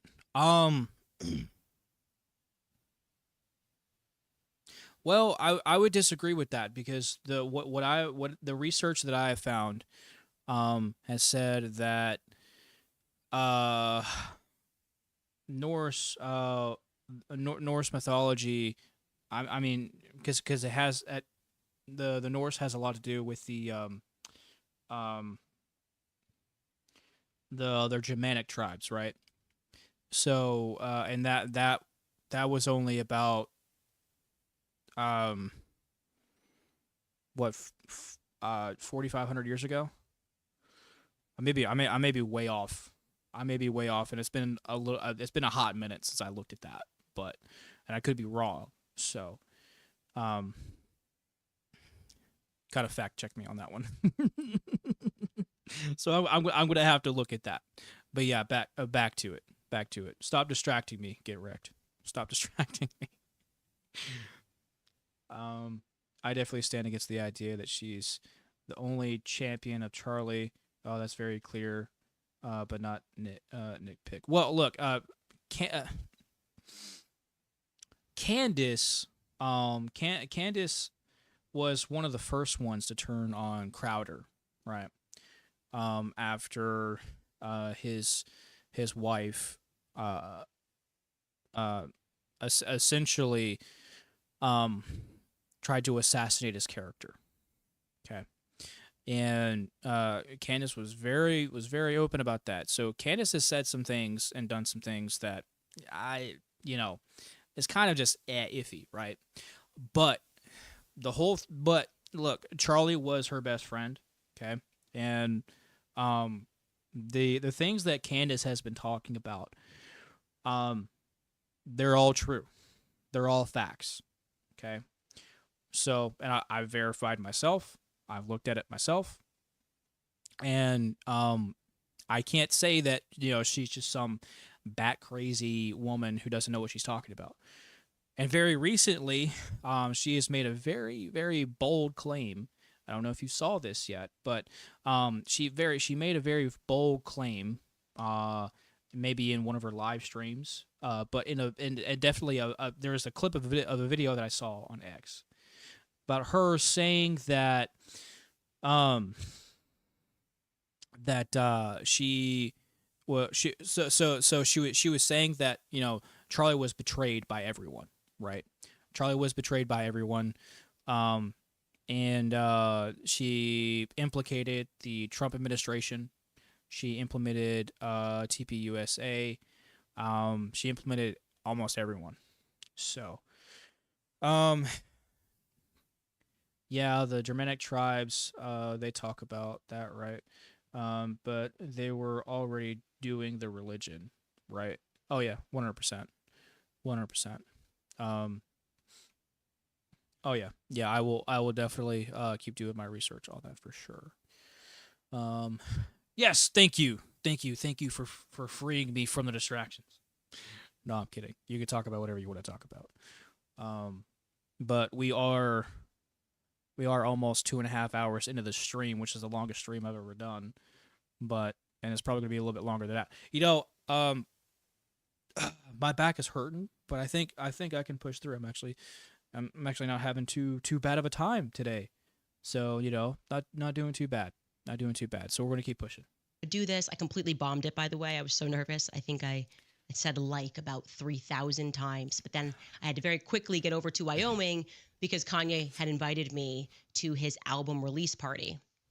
And again, ironically, where he held that album release party would be where years later, Foster Freese would have his funeral. You caught that, right?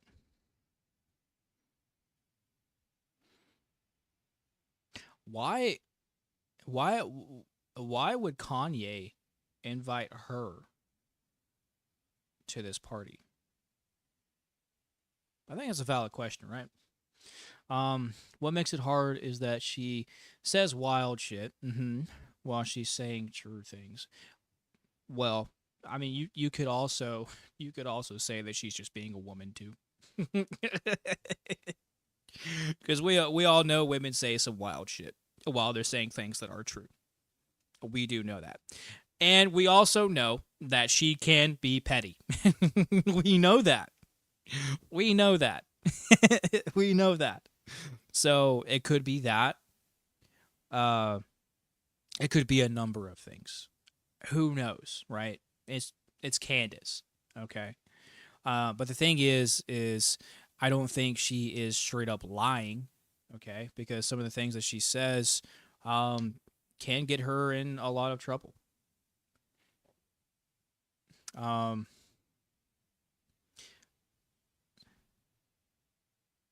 oh yeah, there are so many layers, bro. There are so many layers. I don't think we're going to get to peel back all of those layers. Oh, I don't. That was my neck.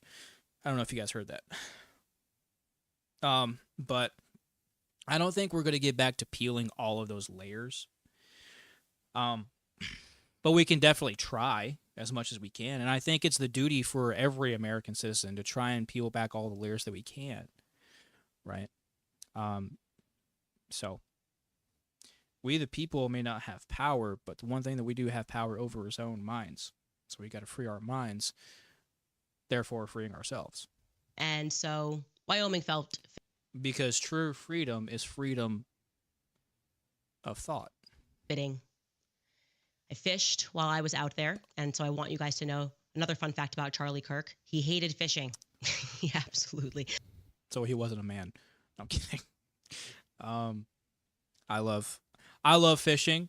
Okay, and anything I hear negative about fishing, I'm like, yeah, okay, bro. Let's see. I got a herniated. Ooh, L4, L5. Oh, if you need to rest your back, get it right. No, I'm actually fine. Usually by like an hour and a half, I'm like, okay, I gotta cut this off.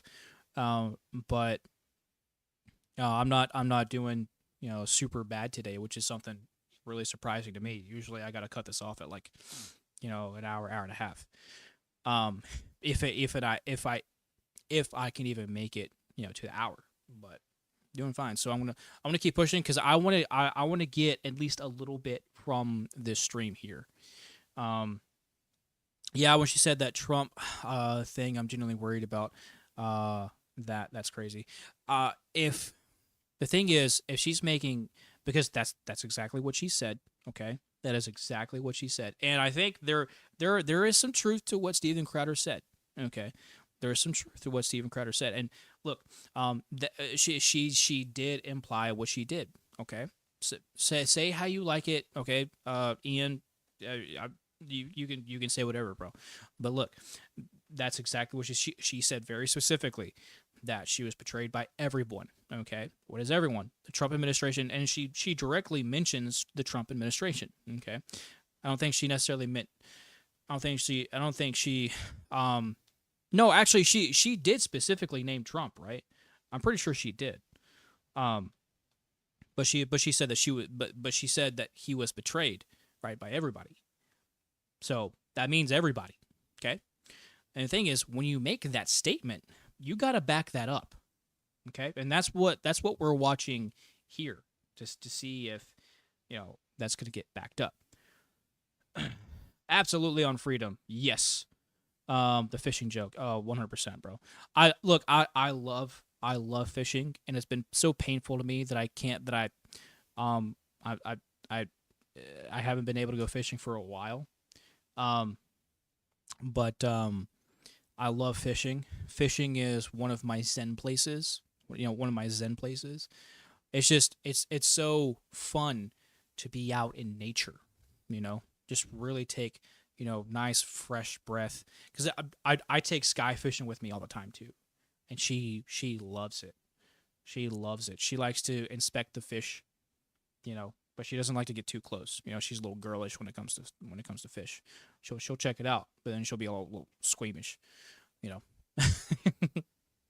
But it's always a fun time going fishing. It is. Unless I'm not getting a bite, then it's not fun.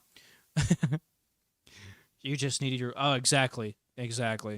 Yeah, you are wild. That's right. What are you looking at me like that for?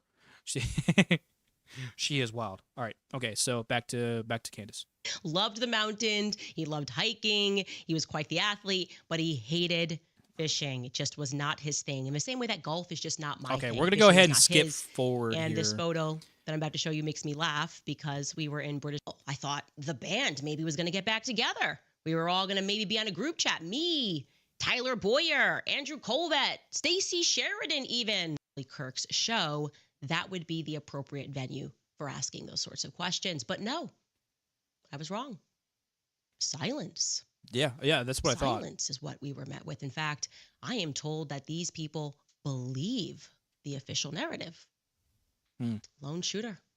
No one else involved. Just a crazy guy with too many pronouns in his bio. There is no way. As a matter of fact, I was actually just looking at some of the footage myself again today, and this is something that was really blowing my mind. So I was looking at some footage that was at his back right. Okay, and what I was seeing is I had to go frame by frame, and the exact, and I don't know if this is coming from maybe his chain or the earpiece, but the frame where he's hit, I saw. I can't bring that, or I don't know if I can bring the that image up here on stream or not, because YouTube, but the exact frame where he got hit, I saw a shockwave on his skin, on his neck, right? And it looked to be a circular. Again, I don't know if it was the chain on his necklace or if it was the earpiece that had, that was ripped off of it, right? But that's what I saw. And I thought that was absolutely crazy. And when he's hit, he kind of does this. He kind of does this a little bit, right? He kind of goes down, or his head kind of goes up like this, right? He goes up, and then his hands come up like this, and then he goes over. We got like 16. Oh, damn, bro. I got to go fishing with you. Why should I say it like that about the fishing? It's like crack. I don't know, bro. Like I said, it's Candace, dude. It's Candace. Um. Anyways, but so his head just goes up like this a little bit, and then he goes over, right? Um. But there definitely was one shooter. There was only one shooter. The thing is, that shooter was not Tyler. It was not Tyler. Okay. For one, if he was shot from the front, okay, there would not have been any C2, which is what they were saying, because that would have blown out his fucking face, okay, and made a ton of overspray. And that's not what happened. That is not what happened at all. All right. What instead we saw was him getting hit from the back right, which would explain the C2, right? And at such an angle that it traveled into his to his C7 and then came out the side. Okay, and the reason why there wasn't so much overspray there is because there wasn't enough room for the round to expand inside of his neck. Okay, but if that was a 30-06 round, that's why I don't believe it was a 30-06 round, much less an 8mm. Okay, because an 8mm is just slightly smaller than a 30-06. I, for one, think it was maybe a 223 or a 5.56 round. Okay, specifically because of the size of the exit wound. All right, had that been a higher caliber round, he would have been nearly decapitated. Okay, just saying. Um,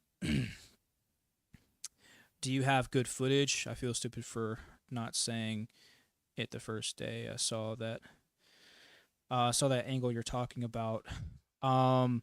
It's on my X, I believe. I believe I reposted from my X account. So I think I also have my X account on my page. I might have to take a look at that just to be sure. Um, but yeah, I saw the cavitation expand. Yeah, exactly. Yeah. And so there's no, and what makes it even weirder is that we cannot verify ourselves because they paved over the very ground that he was sitting on. To make things even more weird, right? We can't even have the footage from behind him from TPUSA. They won't release it. They won't. So,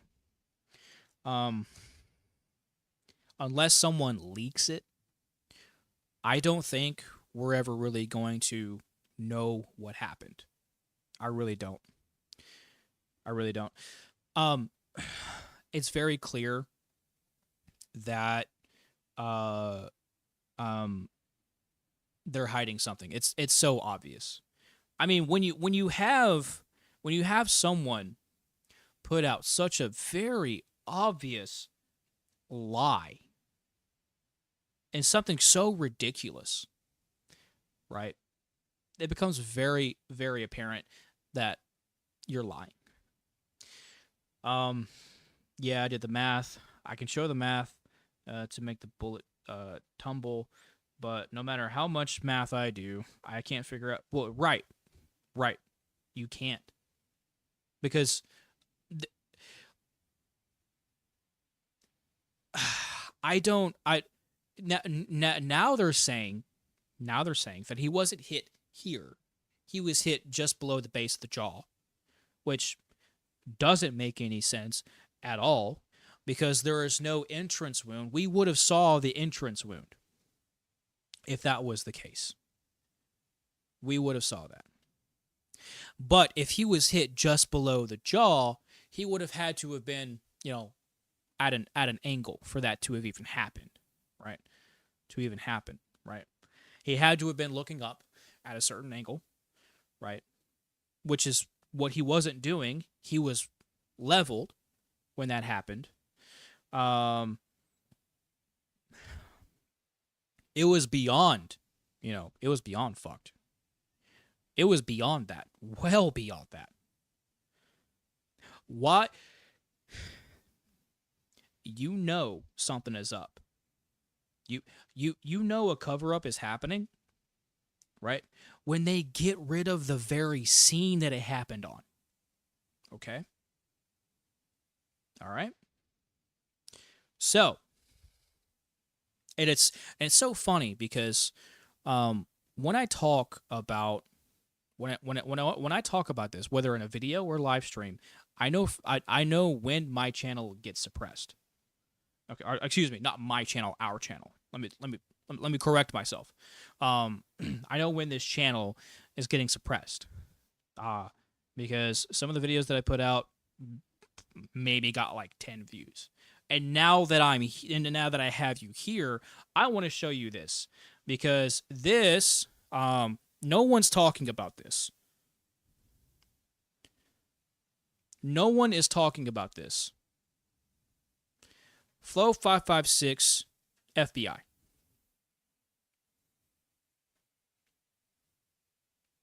Yes. I was about to lie.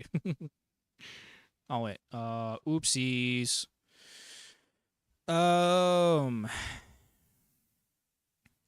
Let's see. When was the Flow 556 adopted into the FBI? Not interested. Okay. The FBI adopted the Flow 556K suppressor for its hostage rescue team in June 2022. Let me highlight that again for you. June 2022. Okay. What's also interesting is that they say that the rifle was unsuppressed. However, I, having a military background, I know the difference between unsuppressed fire and suppressed fire, okay? Because suppressors, when you use a suppressor, it'll sound like a click and then someone hitting two 2x4s, right? Very different than a unsuppressed, shot, okay? So, tell you what, since we already have, let's see, suppressor versus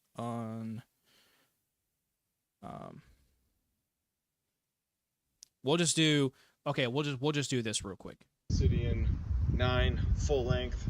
First gonna go unsuppressed 3 rounds, supersonic, then 3. All right, quick test. We're gonna do the Obsidian 9 full length. First gonna go unsuppressed 3 rounds, supersonic, then 3 rounds subsonic. Grab the suppressor, do the same thing.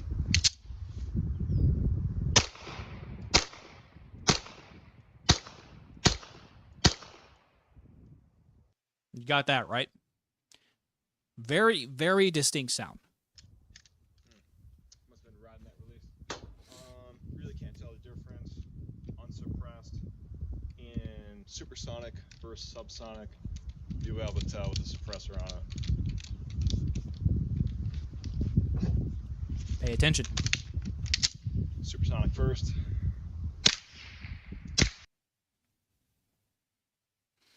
Now, go back and watch the video. Okay? Go back and watch the video, and that is a very distinct, and you can always tell the difference between unsuppressed and suppressed. Okay? And then we find this. That's fucking weird. That is weird. Okay?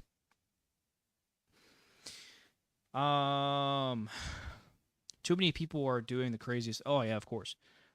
Oh wait, I think I missed quite a few of your comments. Let's see. He was hit above the collarbone. I saw that. So that is the exit wound.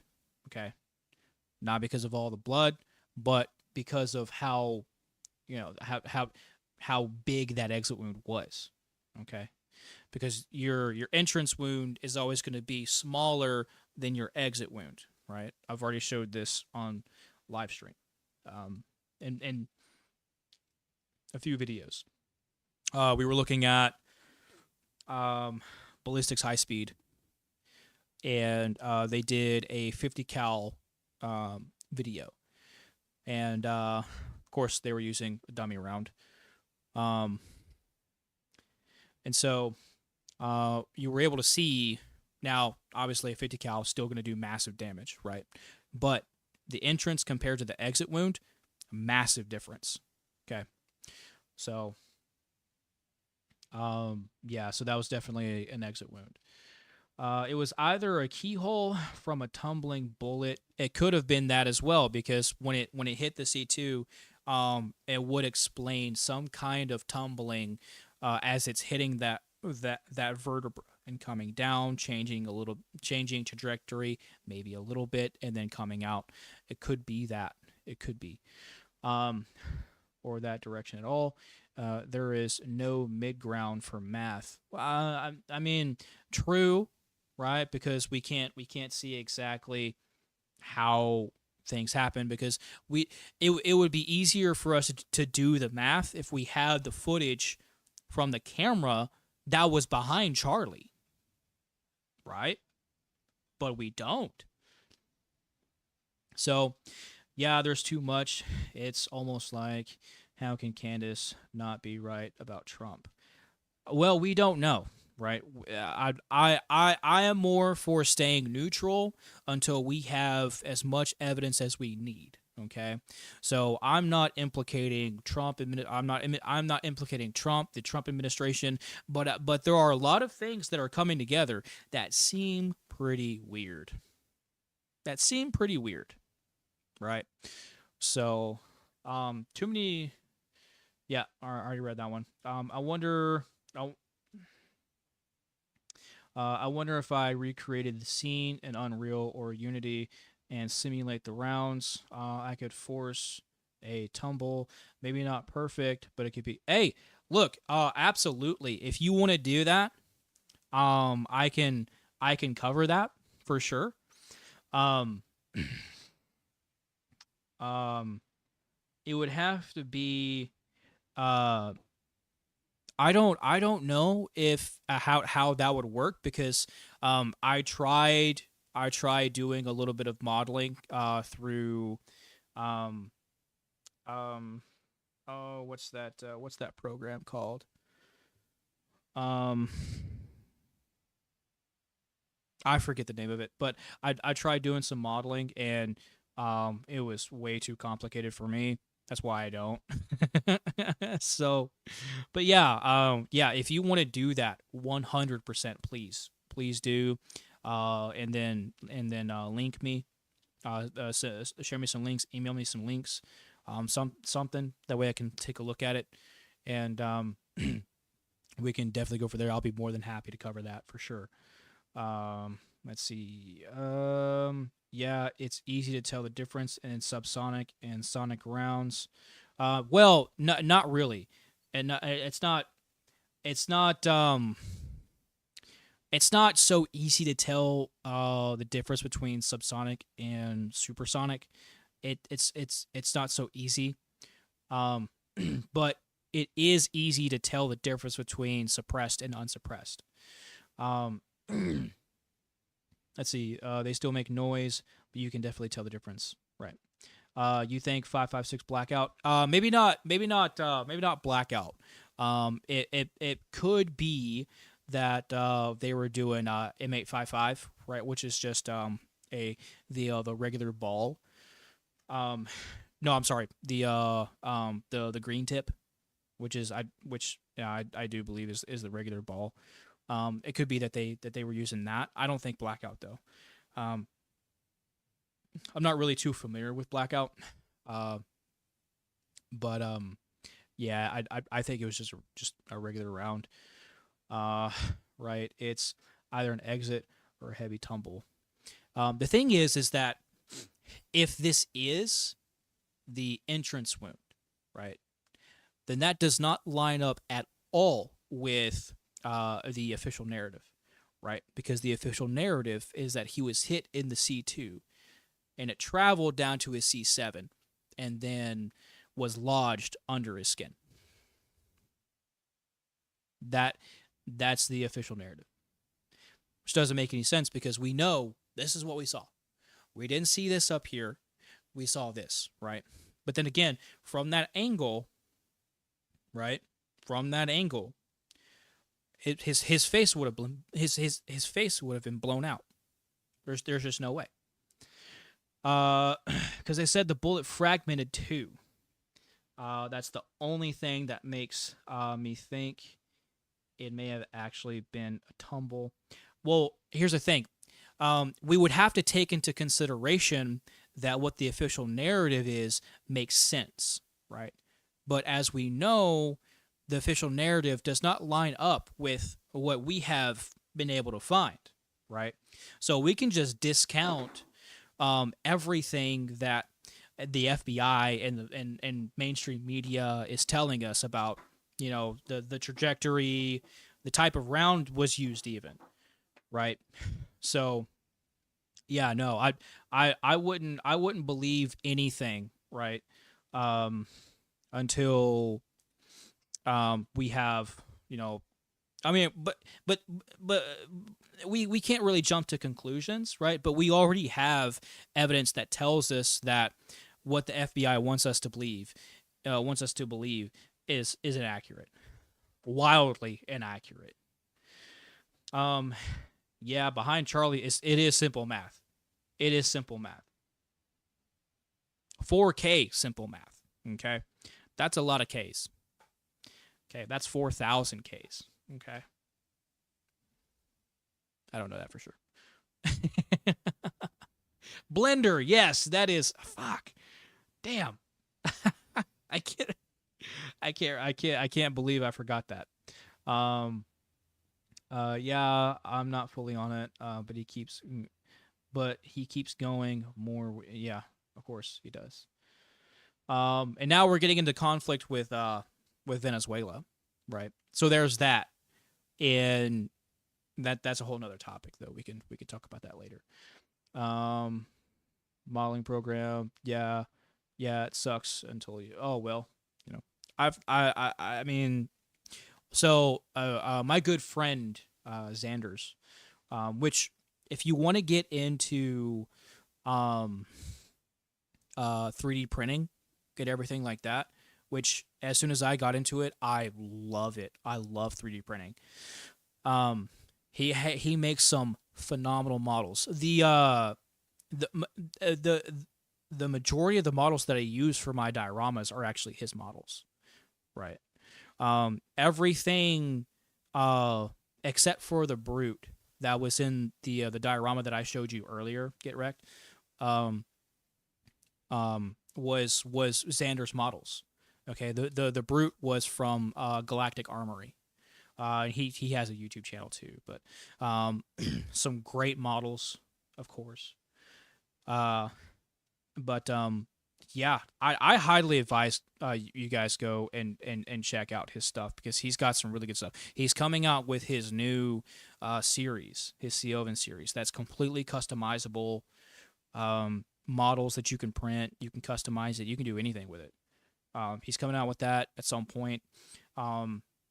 He's kind of doing some stuff here and there, but I do know that he's getting into it, and man, I'm telling you, look, if I'm getting excited about something, that definitely means that something big is going to happen, right? And so Xander's is about to come out with some really cool shit, really cool shit.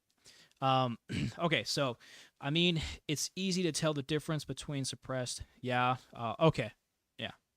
Oh yeah, green tip maybe. Okay.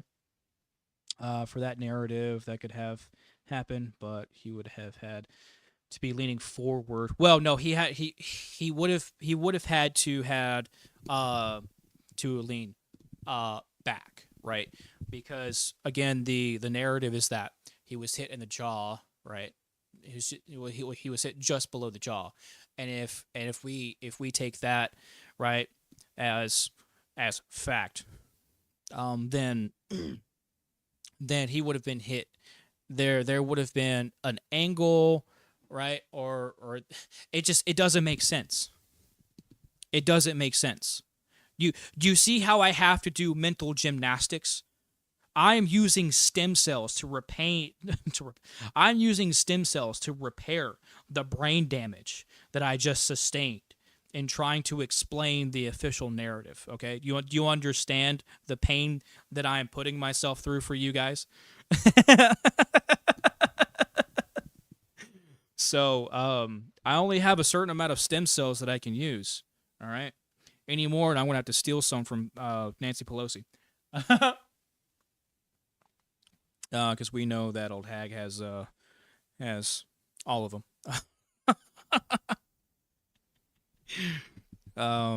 That's why her face keeps sinking in, but she doesn't seem to get older. It could be the stress of the insider trading, though. Anyways, I have an Ender 3 Pro. Oh, okay. So please go and check out my buddy Xander's on Colts 3D. I'm telling you, he's got some World War II models. He used to have franchise models like Halo, Star Wars. But he's actually taken those off because unfortunately, the big franchises really go after independent people, independent small business. But he is coming out with his own stuff, and that is awesome. He's got some awesome stuff, so please go check it out. And be sure to tell him that I sent you. So your boy can get a little cut. No, I'm kidding. But he's a good guy. He'll take care of you. He's taking care of me. He's actually given me some free stuff. But that's also because I also give back to him too. So, but he's got some really good stuff. He'll take care of you, and yeah. That's badass. It looks so good. Honestly, couldn't even tell they were printed. I've had to. Oh, dude, you should see the first print that I painted. Holy shit! that one.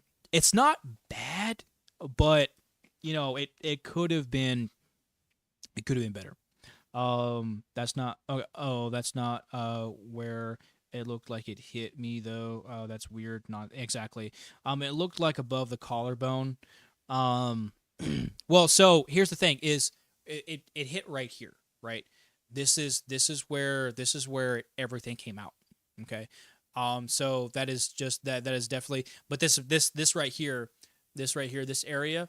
That is where your C7, your C6, your C7 is, right? And your C2 is right up here. It's your C1 is just below the base, obviously, of your skull, and the C2 is right below that. So, so yeah, the C6 C7 area is right about here. And so if we're just going off of what, thanks man, I appreciate that. Go and show him some love. He's doing the best that he can. But if we were to go off of the video footage, right? Let's say from maybe his left or from the front, right? And we look at what the narrative says. Okay, it still wouldn't make any sense. Not at all. Okay, disregard all of the actual experts, like Valhalla VFT, who did his own analysis on it. Then you have Range Day Bro and a lot of other guys who are looking into a lot of this stuff too. Even if you take all of those guys out and just look at the video footage, you can very clearly tell that there's no way that him being hit here, right, would line anywhere up. Anywhere. Okay? It just doesn't make any sense.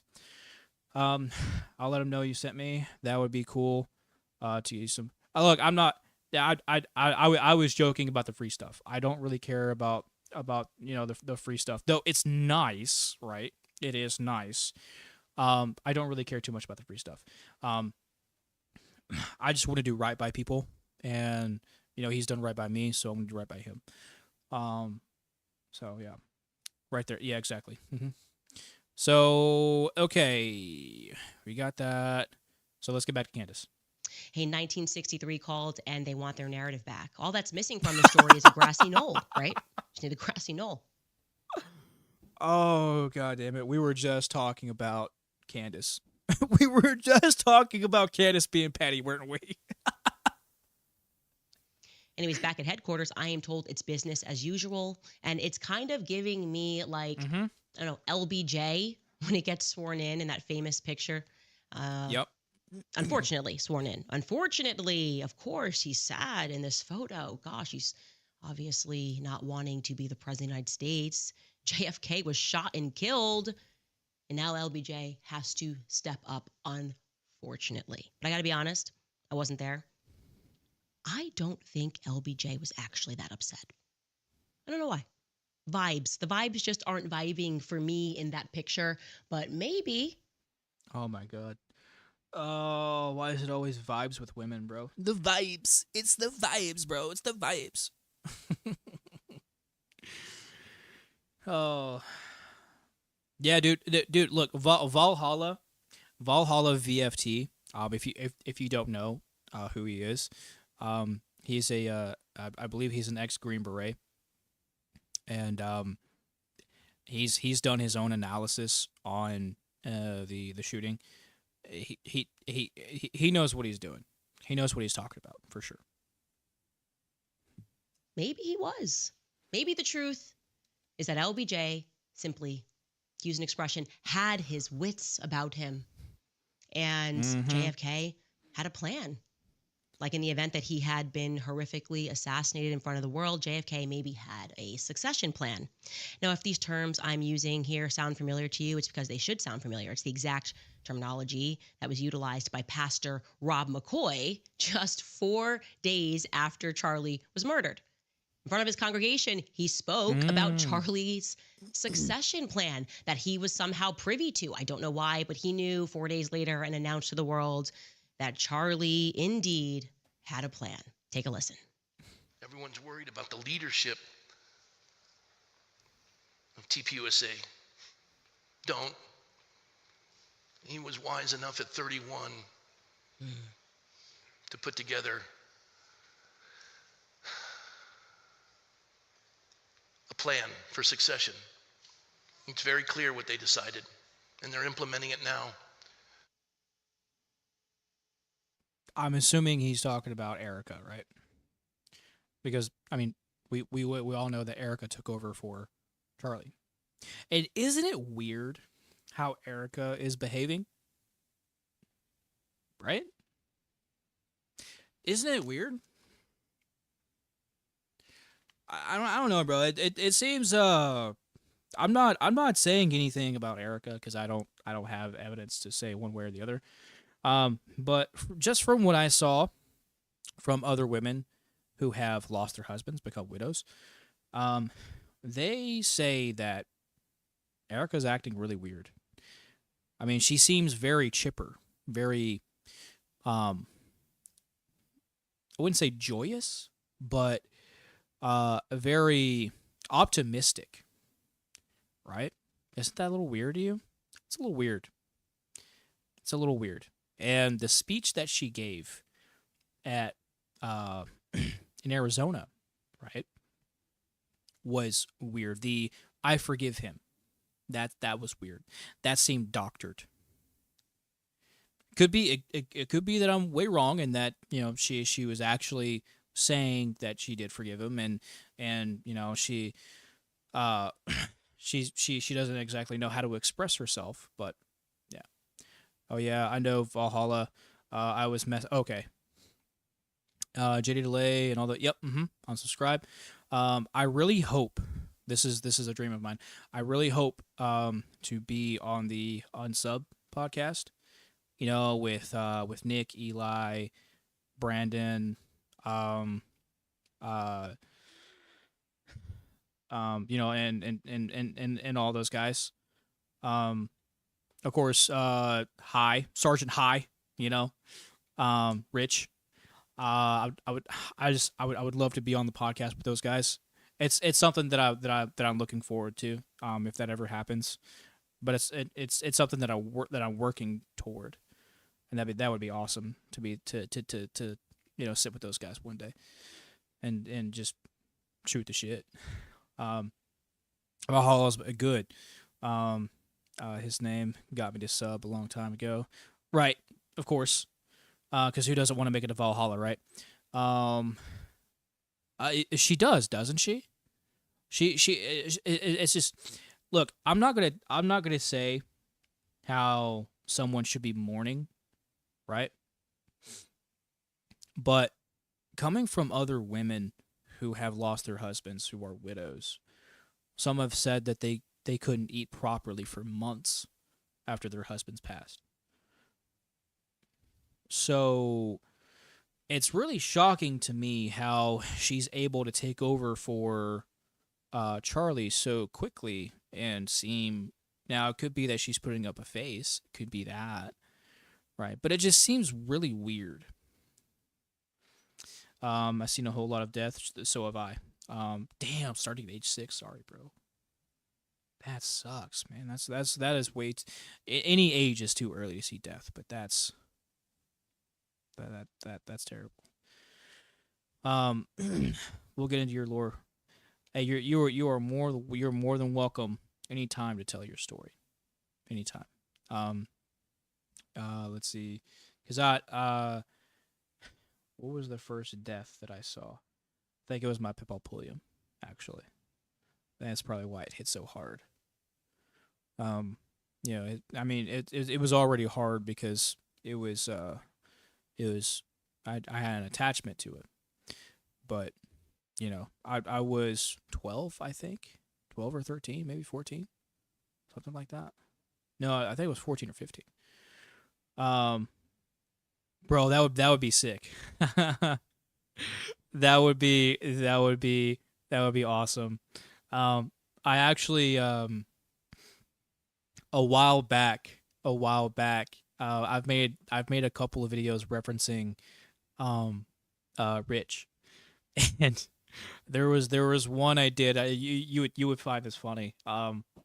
There was if you go and look for my video, it's called Preparing for Basic Military Training Part 1. I think it's a Part 1.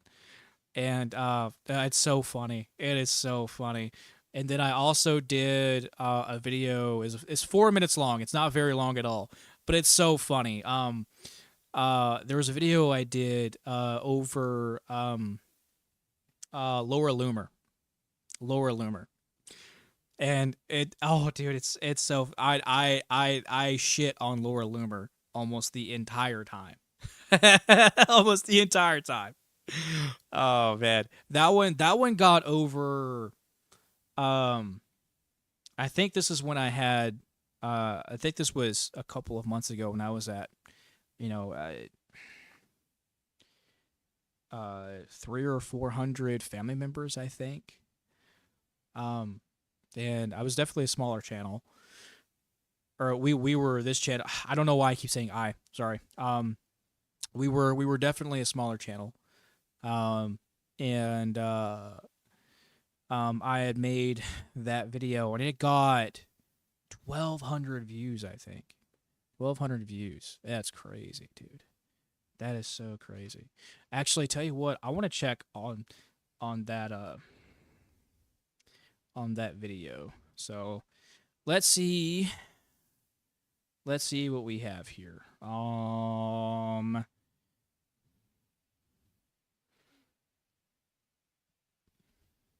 Oops. Let's see. 1.6 thousand views. Nice. Yeah, so this video, super funny. Super funny. So I love this video. This one did super good. So if you haven't seen that, I highly recommend you go watch it. Go watch it. So it's super super good. All right, quick test. All right. Let's see. You're gonna flip when you get into it. I'm a worthy story. I'm sure you are, man. My dad beat a guy to death that owed him money. Oh, really? Wow. Wow. Talk about that must have been some good lunch. To beat a man to death over some lunch money. Damn. You gotta tell your dad to chill out, man. It's not that serious. Okay. All right, back to Candace. Amazing. I mean, amazing. So on September 14th, we were made aware of this succession plan. And I find that to be fascinating. The people who didn't even know Charlie all around the world seem to be fighting harder for him, fighting harder for truth.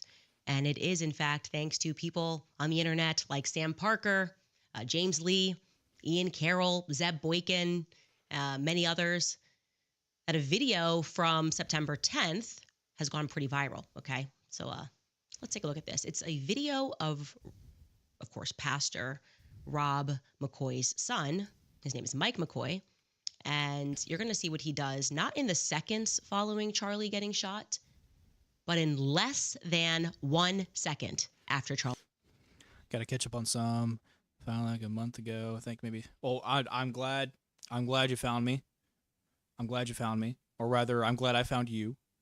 Um, love. I love that you guys are joining me on the journey, because the whole reason I started the channel, was, I got tired of just complaining online, right? Because that's all I ever did. I would complain online, and then I would go to my friend group, and I would just talk with it, or I would just talk about, just problems with them, and then not really doing a whole lot about it. Good deal. I would definitely catch up on my earlier videos, because I started out doing videos in my truck on the way to and from classes. Okay, so, and that's going on a year ago. I've been doing YouTube for 7, almost 8 months, I think, by now. It was meth. 100%. 100%. So, but yeah, I would definitely take a look at my earlier videos, because I talk a lot about the cycle of humanity. I talk about the haves, the have-nots, economic disparity. It started out so the channel started out as a men's channel, and I talked a lot about men's issues, but I was eventually preyed upon by a multi-level marketing company, and as we were talking about Amway earlier, it was Amway, actually. It was Amway. And so that's when I became a little bit more political, was after Amway. I actually interviewed a family member here on the channel over her experience, and I'd actually like to bring her on again soon. I'll reach out to her. But I've been trying to reach out to other multi-level marketing voices, but it's so I've actually gotten into contact with one, that we are looking at doing a video at some point, but that's later on. The thing is that other anti-MLMers that I've talked to, there's always some kind of weird beef between them, right? Like oh man, I forget his name. But there was a podcast that I actually went on. Not a very well known podcast by any means, but it was a podcast. I called into a podcast, and I was telling my story about Amway, right? And from there on, it just kind of just took off. I just began to step into other things, and then the active thing, the active pew pews, started to happen because I'm trying to watch more of my language. I don't want YouTube to, you know, beat me down, or take this live stream or take these videos down. But yeah, so I just became more political, right? Because the things that are happening today aren't just affecting men, right? And here's the thing: is that everything that's happening today is going to affect women a lot more, and here's why: women have always been at the mercy of men, and that's true, and they always will be. Why? Because they are physically um, predispositioned, right?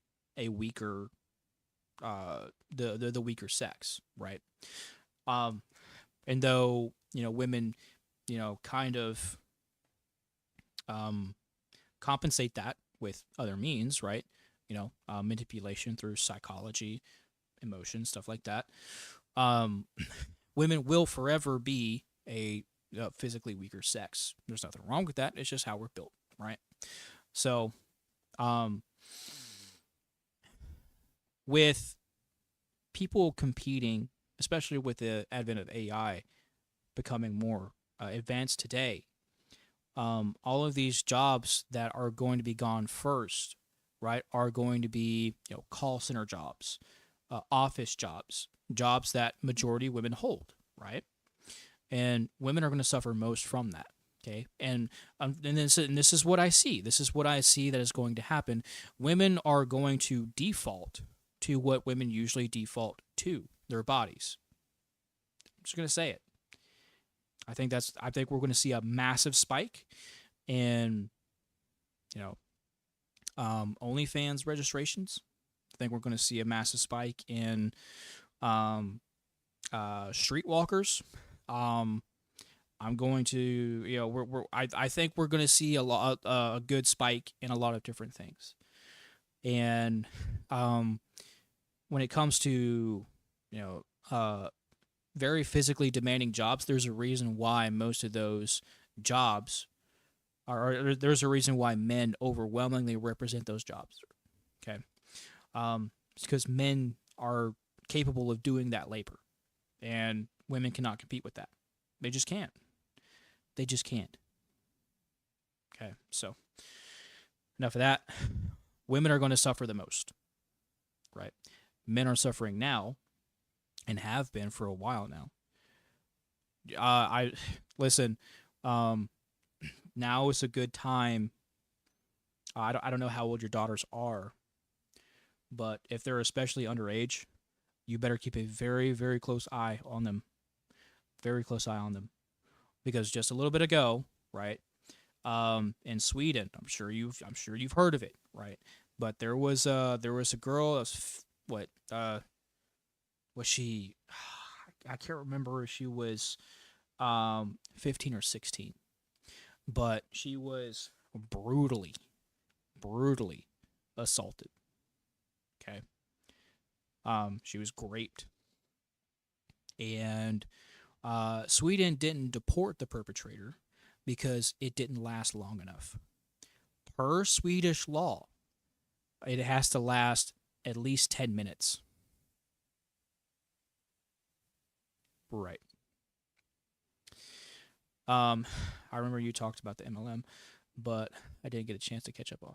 Okay, yeah. I put out a video some months ago, and I explained the situation, because that video was titled "I got scammed." Okay, I got scammed, and I was. It's only after that video that I began to name drop Amway.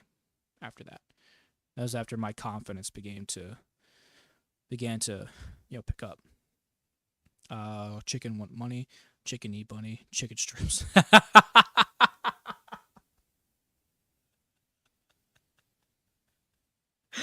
Oh, damn. Of course. Of course you would do something like that. Okay, all right, look, that's probably the first dad joke that I actually like. I got to keep that one. I got to keep that one.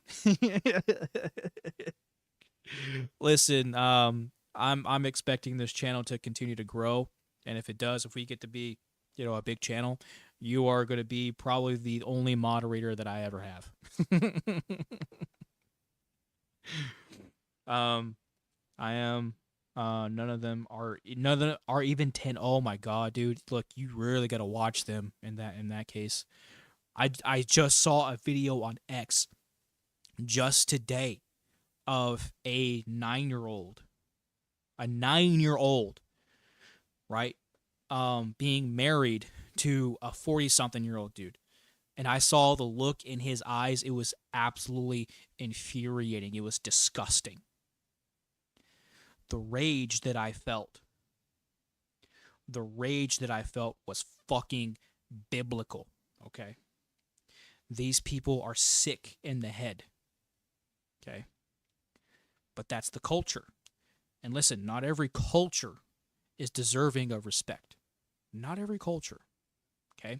And that is exactly why, okay? And before you hate mongers sit here and tell me that, oh, it's just because they're not white, they're brown skinned. Shut the fuck up. Okay? Shut up. I don't care about race, creed. I care about your character. That's what I care about. I've said that since the beginning of the channel. I've said that. So I don't care.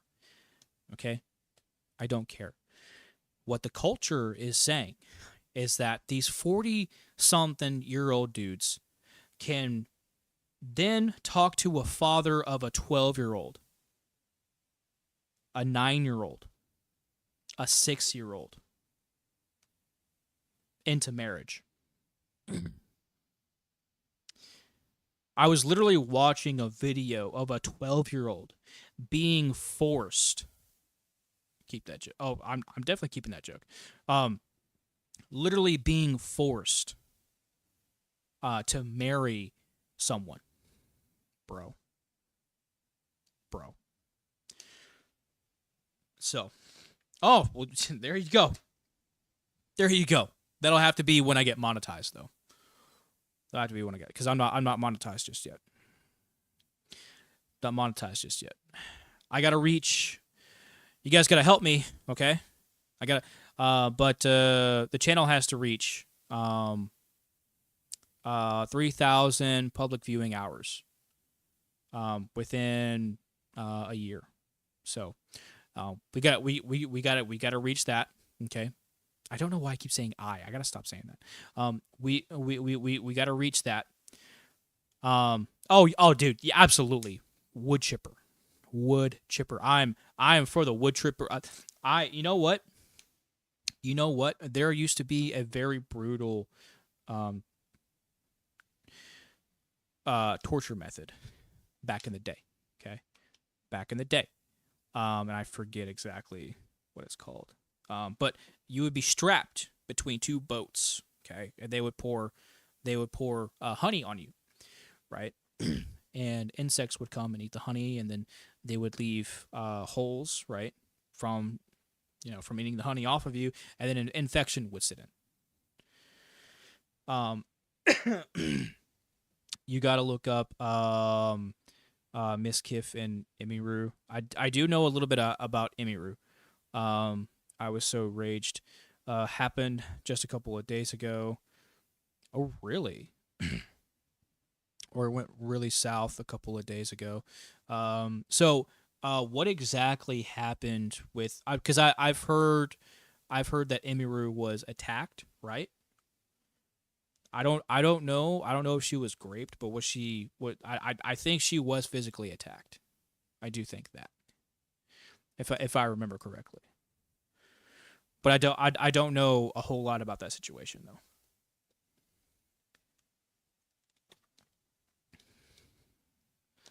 There you go. There you go. What I will say, look, I don't condone violence. I don't. What I will say is I do condone self-defense and defense of others.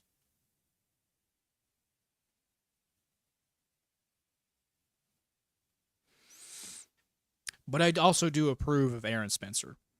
Okay. Vote Aaron Spencer for sheriff. Aaron Spencer for sheriff. Absolutely.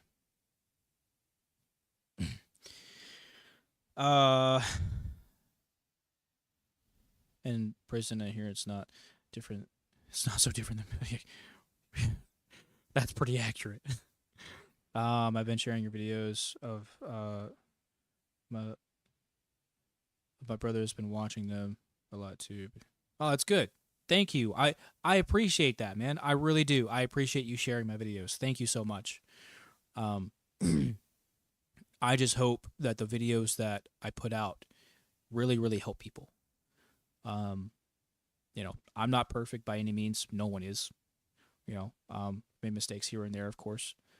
And through those mistakes, I've learned a lot, and hopefully, I can save you guys from making the same mistakes. That's the whole point of the channel, right? Is to come together, right, under truth, right, under love, admiration for one another, right, and progress, true growth. Okay, that's why this that's the reason for the channel's name, right? Figuring it out is to come together and figure out life together, right? So, yeah. But listen, you guys don't have to watch. You guys don't have to watch video after video after video. Please remember to take a break. I love hearing from you guys. I love hearing that you guys are fine. You guys are doing good. But also remember, and I made a video. I made a short about this earlier. Take a break here and there. You know what I'm saying? Just take a break here and there. And enjoy life, right? Try to recharge. She's now pressing charges on him and someone else. Oh, okay. I do condone defense of others. That's what I'm saying, though. Self-defense and defense of others, right? So that's absolutely acceptable. Like Grady. I think you mean Gary Plauché. That's what I think you mean. Why, Gary? Why? Okay, all right. Back to Candace. We gotta get back to Candace. We're getting distracted. Charlie gets shot. These are not seconds. Less than 1 second. You're going to watch what Michael McCoy does. First, oh wait, is that? Let's hear his daddy's version of the events. Take it away, Pastor McCoy. As a father, I want to protect my son. And I thought, I got a plan for you, son. He said, Dad. Quite strange. He puts his phone to his ear and he begins a conversation. So we're going to walk to my attention. I obviously have a file. I have a big folder of files of every angle. And I decided to track Mikey from every angle available to see, like, maybe we just missed it. And he did at some point put that phone down, dial a number, speed dial, hold down one. I don't know. Maybe we missed it. Because that seems automatic, right? 0.834. That seems pretty quick. And no, he doesn't do that. We even have him in front of Charlie's car when Charlie's car is. And then after being that car. Okay, so yeah, that is. There has to be more she's talking about, though. So let's see if we can find more. I'm starting a gaming channel. Oh, that's awesome, dude. Hey, if you want to collab, again, I believe we've already talked about this. Just email me, and we will absolutely collab. Actually, matter of fact, I would love to get some people together to play Ark Survival Evolved with me. I haven't played with many people when it comes to Ark. Simply because not a lot of people like grinding games, but I love, well, it depends on the kind of game, right? But I love Ark. And so I'll be more than happy to do that, and I think Corey would be on board too. If you haven't seen any of my gaming videos, please go check those out. Please go check those out. Those are some great videos. Um, oh, Grady Judd. Oh, okay. I don't think I'm familiar with Grady Judd.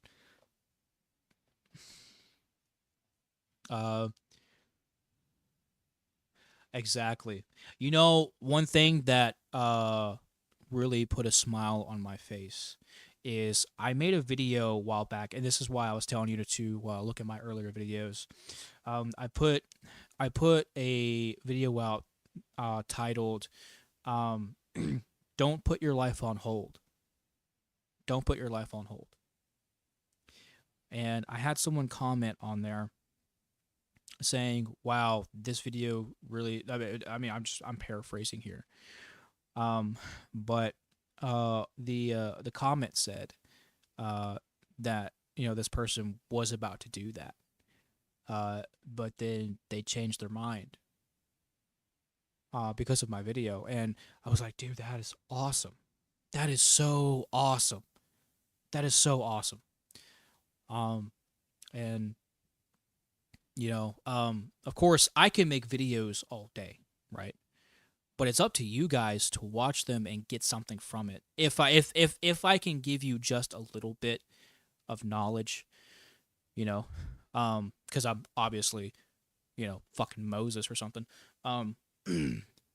If I can help you out just a little bit, then that is awesome. That is awesome, and I believe I've done my job. So, all right. Phone thinking that my reaction was weird, I would instantly hit back. I'd say, here's my call log. Yeah, hello collab. Oh, good. Dope. Let's do it, bro. I was just looking at your email.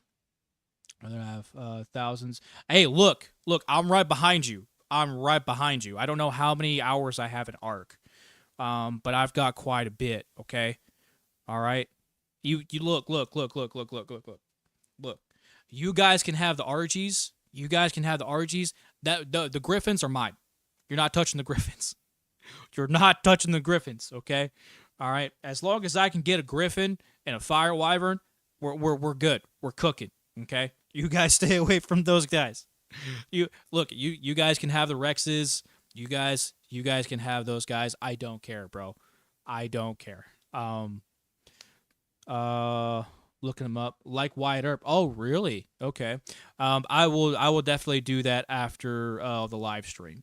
But we got to get back to Candace. So again, email me because I would love to have you guys over for some Arc live streams.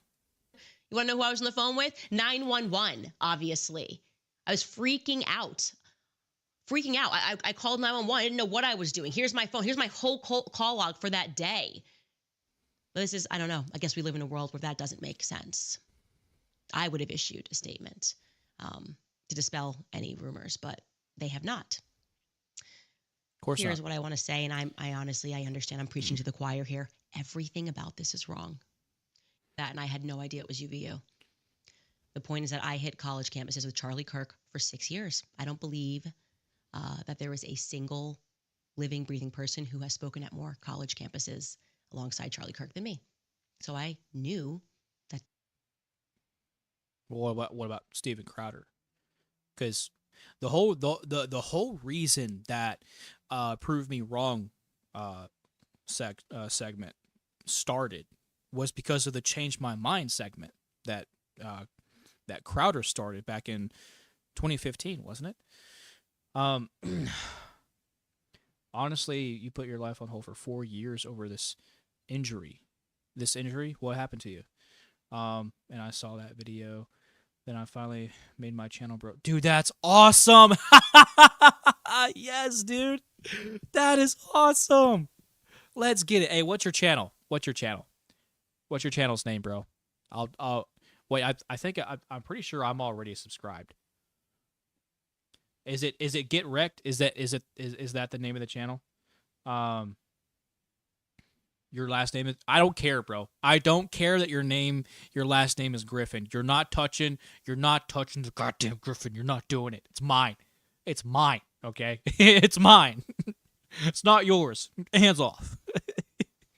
Hands off. Give me my boomstick. Give me my Griffin, and give me my fire wyvern. My fire wyvern. Okay, we're slowly becoming more deep Southern here. The more syllables we pronounce. And I'll be all right, okay? Give me my med brews, okay? All right? And my riot armor, and then we're good. We're chill, okay? We're chill. All right. But yeah. I don't let me see what your channel's name is, and then we will definitely go from there. Why do I keep doing that? I only have one screen I'm working with, so I literally have to have the chat up and everything like that, and YouTube all in one screen. So, life's hard right now. Things were weird when I saw the first and foremost the camera guy, the one who takes down the camera. Seeing him lingering alongside Charlie at the event flagged me as weird immediately. Okay. Well, that's why. I mean, he took the camera down after everyone had already put him into the SUV. And it was very nonchalantly too. I thought that was a little weird. I reached out when people saw him taking down the camera. I said, "What is this? Why are you here? Literally, why are you standing next to Charlie?" I've never at any college event ever in 6 years had that man standing next to me at an event. Okay. Sometimes he wasn't even there. Other times, of course, when you are in AV, your job is Isn't that weird though? That's insanely weird. That's insanely weird. Well, send me the name of that channel, and I will definitely go subscribe for sure. Okay, Vanna Sector Proto. That's kind of a dope name, bro. I gotta say, that's kind of a dope name. Let's see. Vanna Spectre. Protocol. Let's check this out. So just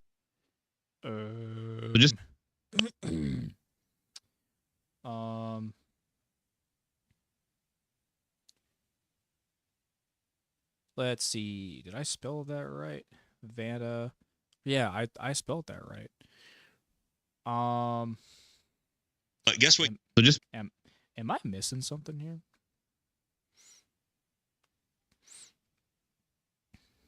Recently uploaded.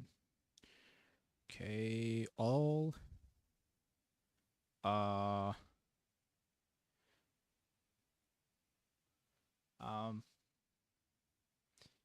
Well, let's see. I'm trying to figure out. Well, tell you what. Email me a link to your channel. Okay. Email me a link to your channel, and I will definitely. I'll definitely check it out. Okay. And we will definitely do some ARC live streams for sure. But back to Candace. to be somewhere quiet. Your job is. Well, I'm trying to find footage. Is it that the footage is just about Mikey? In like a split second, sees Charlie bleeding and runs, and doesn't run very far. He just runs a couple of yards away. Now, I should mention that the camera guy, he too was also brought into the company by Tyler Boyer. Okay. And if you have worked with Charlie for this long, over a decade, and you watch Charlie Kirk get shot, what do you do? I know what would happen. I know what I would do. I know exactly what I would do. I know I would be on Charlie trying to save his life. I know I would be doing that. But that's not what Mikey did. Mikey didn't have any blood on him. The very second Charlie was shot, he left. dude. Hey, doesn't matter how long you took to pick the name. That's a great name, dude. Um. Okay, yeah, go for it. Go for it. But yeah, it doesn't matter. How long? Oh, come on. It doesn't matter how long it took you to make the name. That's a pretty dope name. Anyways, yeah, there was no blood on him at all, none. And the very second Charlie was shot, he just walked on away. But I want to see if there's more to What would you this do? I'm story, asking you this question at home. What would you do? I say or more to this live stream that Candace is putting on here. two things that we're. A couple of seconds, Oh, he takes out hang his on. phone and he begins recording himself. It's a selfie video. Takes a video of himself. So let's watch that video. Well, hang on. Shot. What do you do? What would you do? I'm asking you this question at home. What would you do? I say two things that are pretty commonplace, right? You choose between fight or flight. You run towards him or you run away. And you. There are three reactions, three instinctual reactions for any animal when it comes to confrontation of life or limb. Okay? You're either going to fight, you're going to. That is dope. That is dope, dude. Spectral protocol. Okay, spectral protocol. Okay, that makes sense. That's awesome, bro. Oh, dude, that's pretty dope. That's pretty dope, dude. That's an awesome name. That's an awesome name. But yeah, so yeah, so you're gonna have a fight, flight, or freeze instinct. Okay. Those are the only three reactions that you're gonna have when you come across any kind of conflict. So she's wrong there. You run away far because you don't know what's happening. Is it one shot? Are there multiple people? Are you being pursued? There's no way to process that. If you are going to be in flight, you should. One thing that just came to mind that I really want to say, if you are the freeze person, that is going to show you that you are an indecisive person. Okay. And you have to understand, you have to ask yourself, why is it that you are indecisive? Why is it that you cannot make a decision, and a split-second decision at that? Okay. So you really gotta work on making decisions and making decisions quickly. Right. It's one thing that I learned in the military, is that a lot of the times you're gonna make some hard decisions. And some decisions, especially hard, you got to make them quick. I'm fight. My wife can't scare me. Joey jitsu'd her once by. Oh man. Well, hey, look. That's not a bad thing. Okay, that's not a bad thing. That shows that you are capable of defending yourself, right? Now, what I will say is that when it comes to knowledge, control should also come from that as well. Okay. So, do not let someone sneak up on you. Okay, because it seems the reason why you did that, why you just reacted, is because she snuck up on you. Okay. Never let someone sneak up on you. Always check your surroundings. Always build situational awareness and keep that up, especially today.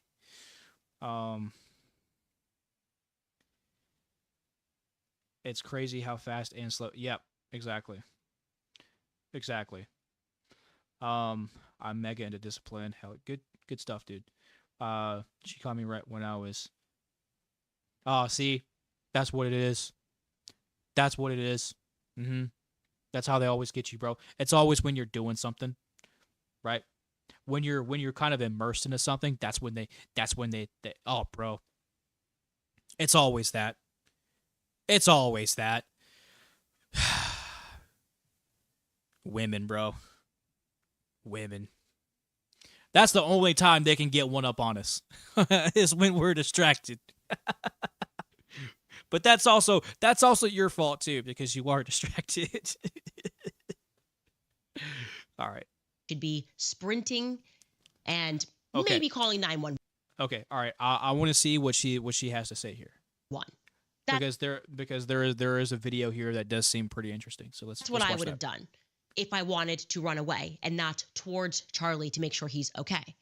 But this second close friend of Charlie chose to run just a few yards away up to a grassy knoll to take out his. Real. I flipped her so fast. Feel bad. Oh wait, you can't really feel bad for it. You were just reacting. They put me under for an injection. Okay, this said I put a nurse in a chokehold. Oh man, stole her phone and was trying to call someone under. Wow, really? That's insane. Damn, bro, that's crazy. I get props, bro, to just react that way. That's crazy, dude. That's crazy. Yeah, just try and practice control. Practice situational awareness, practice control. Yeah, Candace, I felt so bad about the nurse. I don't remember a second of. Yeah, there's you're under anesthesia. You know, you can't really blame yourself for that. They said after I climbed on the table and went to sleep, I just calmed down. You gave up. That's what happened. You gave up.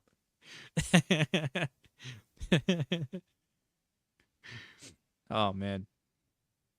Well, if I can't win the fight, I'm just gonna go to sleep. That's what happened.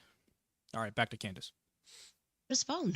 A couple of seconds later, he takes out his phone and he begins recording himself. It's a selfie video. Okay, but a video of himself. But who is a split this? second sees Charlie bleeding and runs, and doesn't run very far. He just runs. Thing that he was saying. He sent me a video that I didn't ask for. I wanted to see the footage. He then sends me a video that we're back in Arizona watching. And I said, what ops? We don't have people back in Arizona watching when we do college campus events. Is that something new? He said, yes, it is new. In fact, this was the first time we were doing it. He said there were two ops that were watching it back in Arizona. And he told me that the reason that they were doing it was because, Candace, he said, Charlie, he was so ambitious and it wasn't fast enough that it was. Okay, so you did it. Awesome, good deal. I forgot to tell you for later, it showed your pick, so it's locked in. Good deal. Dope. That's awesome, bro. Thanks. I'll definitely get to it after the live stream. All being live streamed. He wanted people to live cut the clips so that they could be the first people to get it on the internet. He didn't want to, he's like, not even a second to be wasted. So live streaming, so everybody can watch, but they were racing some people to get the clips out faster than anybody else because Charlie's ambitious. Now, I got a little suspicious and sensing, he could sense that I was now growing increasingly suspicious with every random thing that he was saying. He sent me a video that I didn't ask for. I wanted to see the footage. He then sends me a video, and I guess who is this? He then told me that he needed to speak with Turning Point lawyers first to see about releasing her at any college event ever. Inquired to him immediately about the subtle changes that I recognized.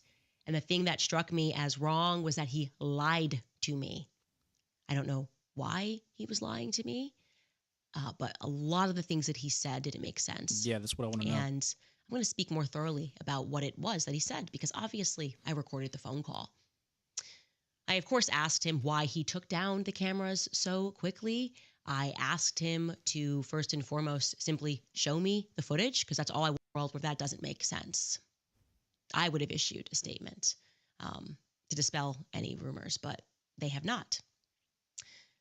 Here's what I want to say, and I honestly understand I'm preaching to the choir here. Everything about this is wrong. And I honestly understand I'm preaching to the choir here. Everything about this is wrong. You know it, and I know it. But I actually know it better than most because I helped build that organization. And that's why I am almost the perfect person to discern what is normal and what is abnormal in terms of what happened at that college campus event. In fact, when I did my tribute to Charlie, this is unbelievable. Remember, just after he died, I posted a video to my friend Charlie Kirk and I shared a clip of him. Remember, just after he died, I posted a video to my friend Charlie Kirk and I shared a clip of him at a college event, and he and I were laughing, and I'm going to show you that clip in a second. And I said, I don't even know which college this is when I showed the clip because I didn't know what college it was. And unbelievably, it was UVU. I kid you not. Let's rewatch that clip. If you aren't wealthy, white, and male, Charlie Kirk is not your friend. What do you think? Are you not my friend anymore? Are we not friends? Is Is that right? Find out. Is Tom That's gonna find nice. out? A sign outside of a thing, an event that we just did, that Yeah. you're not my friend? Go figure. It's unbelievable that of all the clips we picked that, and I had no idea it was UVU. The point is that I hit college campuses with Charlie Kirk for 6 years. I don't believe that there is a single living, breathing person who has spoken at more college campuses alongside Charlie Kirk than me. Okay, so we know who she's talking about. We know who she's talking about. Okay, the camera guy. We just don't know his name. So I don't know where. Okay, well we're not going to get into that. 834 milliseconds from the time that you hear the shot. That is how long it takes for Mikey McCoy to put the phone to his ear. Now, why is that? Take a look at this. Don't worry, we'll slow it down for you. See him in the background with the backpack. Okay. Mikey McCoy. Okay. Until Charlie gets shot. And we were able to find what we think could be that moment. And I can tell you that it is 1 minute and 45 seconds approximately before that shot goes off. And and unbelievably, it was UVU. I kid you not. Let's see me at an event, okay? Sometimes he wasn't even there. Other times, of course, when you are in AV, your job is to be somewhere quiet because obviously I recorded the phone call. Okay. I, of course, asked him why he took down the cameras so quickly. I asked him to, first and foremost, simply... So we're just going to take a look at that video. Show me the footage, because that's all I wanted to do. I'm thinking again, we're all going to get the band back together and solve this murder. And he got weird. He got really weird. I said, I just want to see the footage so I can debunk. I know that you don't want to put more footage out there. That's fine. Right, but we'll show me the footage watch so I it can from this debunk point. all these internet conspiracies that you were hiding something. I was not suspicious of Turning Point at all, actually, when I called. And I asked him again, what's the reason? What's the reason for taking down the cameras quickly? Why hasn't the footage been released? Let me see it. And he told That's me what I want to know. that he had spoken only to Erica and the feds that he had regarding the footage. That is, he specifically told me that, as I said earlier, that he had secured that footage because he wanted to prevent Erica, as I told you, from having to relive that moment. And that made entirely no sense to me. I told you guys, because we all can watch Charlie Kirk be murdered over and over and over and over and over again. So how are you sparing any emotions here by taking down the back footage? And then it made even less sense to me and appeared to me as a lie once I saw the footage on. Well, what it would appear to me is that there is very specific reasons as to why that was taken down. And that's because we have a clear imaging of Charlie's backside. Okay. And if that video was to be released, I think we would have a lot of questions answered. That's just me speculating, but tinfoil hat. What do I know, right? FaceTime, when I realized that there was no blood on Charlie, so it was the least traumatizing footage of all. Why be so secretive about it? He then told me that he needed to speak with Turning Point lawyers first to see about releasing the footage. I said, okay. I heard that angle she was talking about from behind. I heard dude gave only one copy to the FBI. Oh did he? Um, okay. Hey, go for it, bro. Go for it. Okay, fine. I let him take a couple of days off, and then we got back on the phone, and I said, look, that's kind of a BS excuse too, because you run your own. Oh, really? Really? Interesting. It took the FBI 17 minutes to get there, but it took them 33 hours to find a suspect. Did I say find a suspect? Because that's exactly what happened.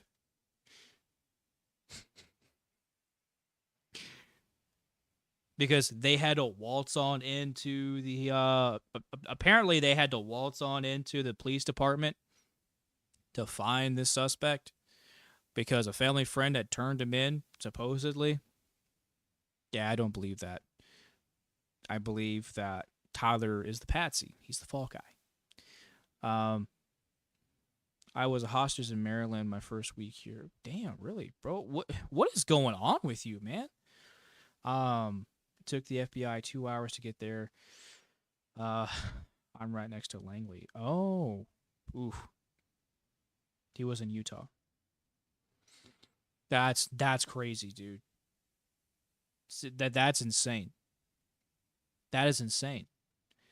I will make a video about you. Absolutely. For sure. It could go viral. Actually, that might not be a bad. Email me because we got to mention that because that's weird. You actually have personal experience with you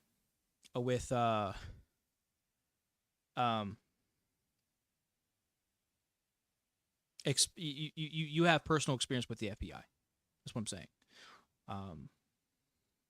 Good deal. Good deal. Okay. All right. I will definitely get with you after the live stream for sure. Company, and the footage is owned by you. He then said, okay, yeah, I do own the footage. I just wanted, just coordinate, check, whatever. Okay. Kind of a lie number 2-ish. Then he said something that really bothered me. He said, I don't know how to send the footage. The CIA co-opted feminism. Actually, look, intelligence agencies are there for one specific purpose. That is leverage against other nations. That's the whole reason for it. The CIA was designed for propaganda. Back in World War II, they used the CIA to prop up propaganda against Nazi Germany. That's true. My ex-wife's mom was printing money. Oh. Ooh. So they checked my computer thinking she used mine. They went through everything while I was at work. They like to do that. Yeah. Well, I mean, look.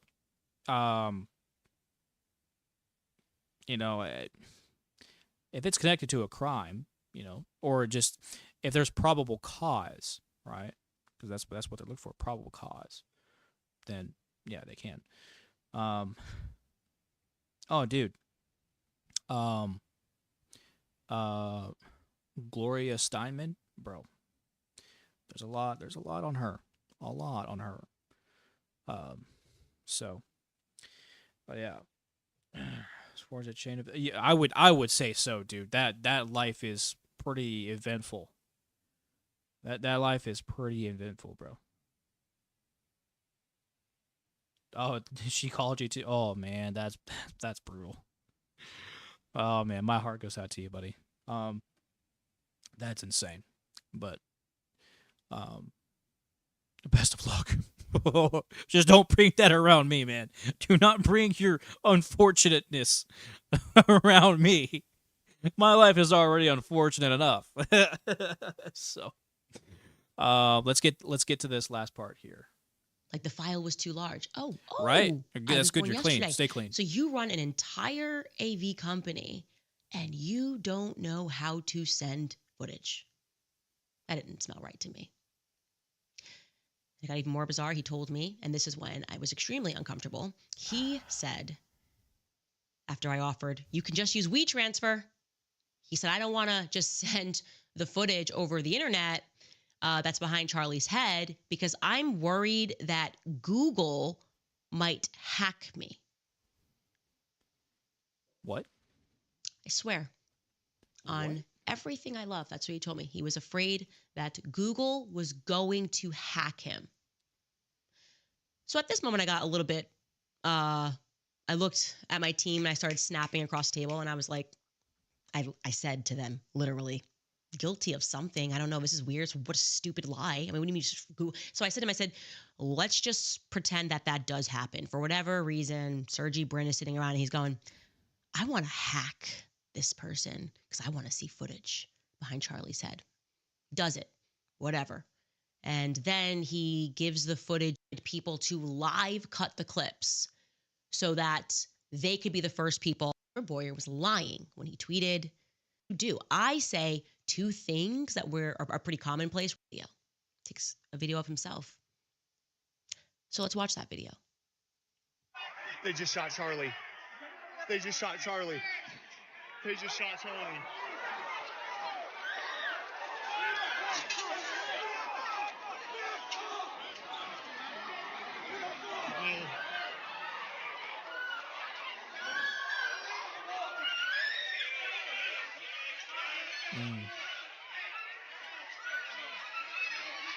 They just shot Charlie.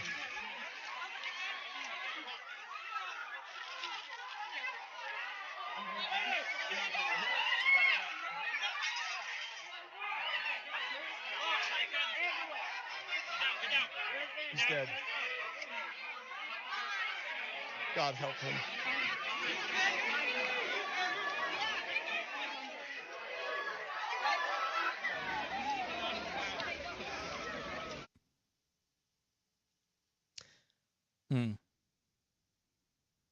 That's the first time it was announced, actually, that Charlie Kirk was dead. It's kind of weird. Go ahead, catch your breath, hit rewind, watch it again, watch it over and over again like I did, because you're probably thinking out loud, what the F did I just watch? What's going on? What were Charlie's closest friends and allies and the people that were going to carry on the torch doing? Oh, picking up phone calls that they were already on and filming themselves and prematurely announcing when not a single person could have known that Charlie Kirk is dead. Less than a minute. Declared dead. No instinct to run towards him. No instinct to run further away, maybe because you got to backtrack and go get the cameras. Yeah, that's incredibly interesting. That is so interesting. What the hell? Yeah, I don't think we're ever going to get the footage that was behind Charlie. I don't think we're ever going to get that. But yeah, there are a lot of questions left unanswered. And I think for a reason. Oh, here, this comment right here. A total setup from start to finish. I think that is the case. Yep. I don't think we'll ever get it either, unfortunately. It's very unfortunate.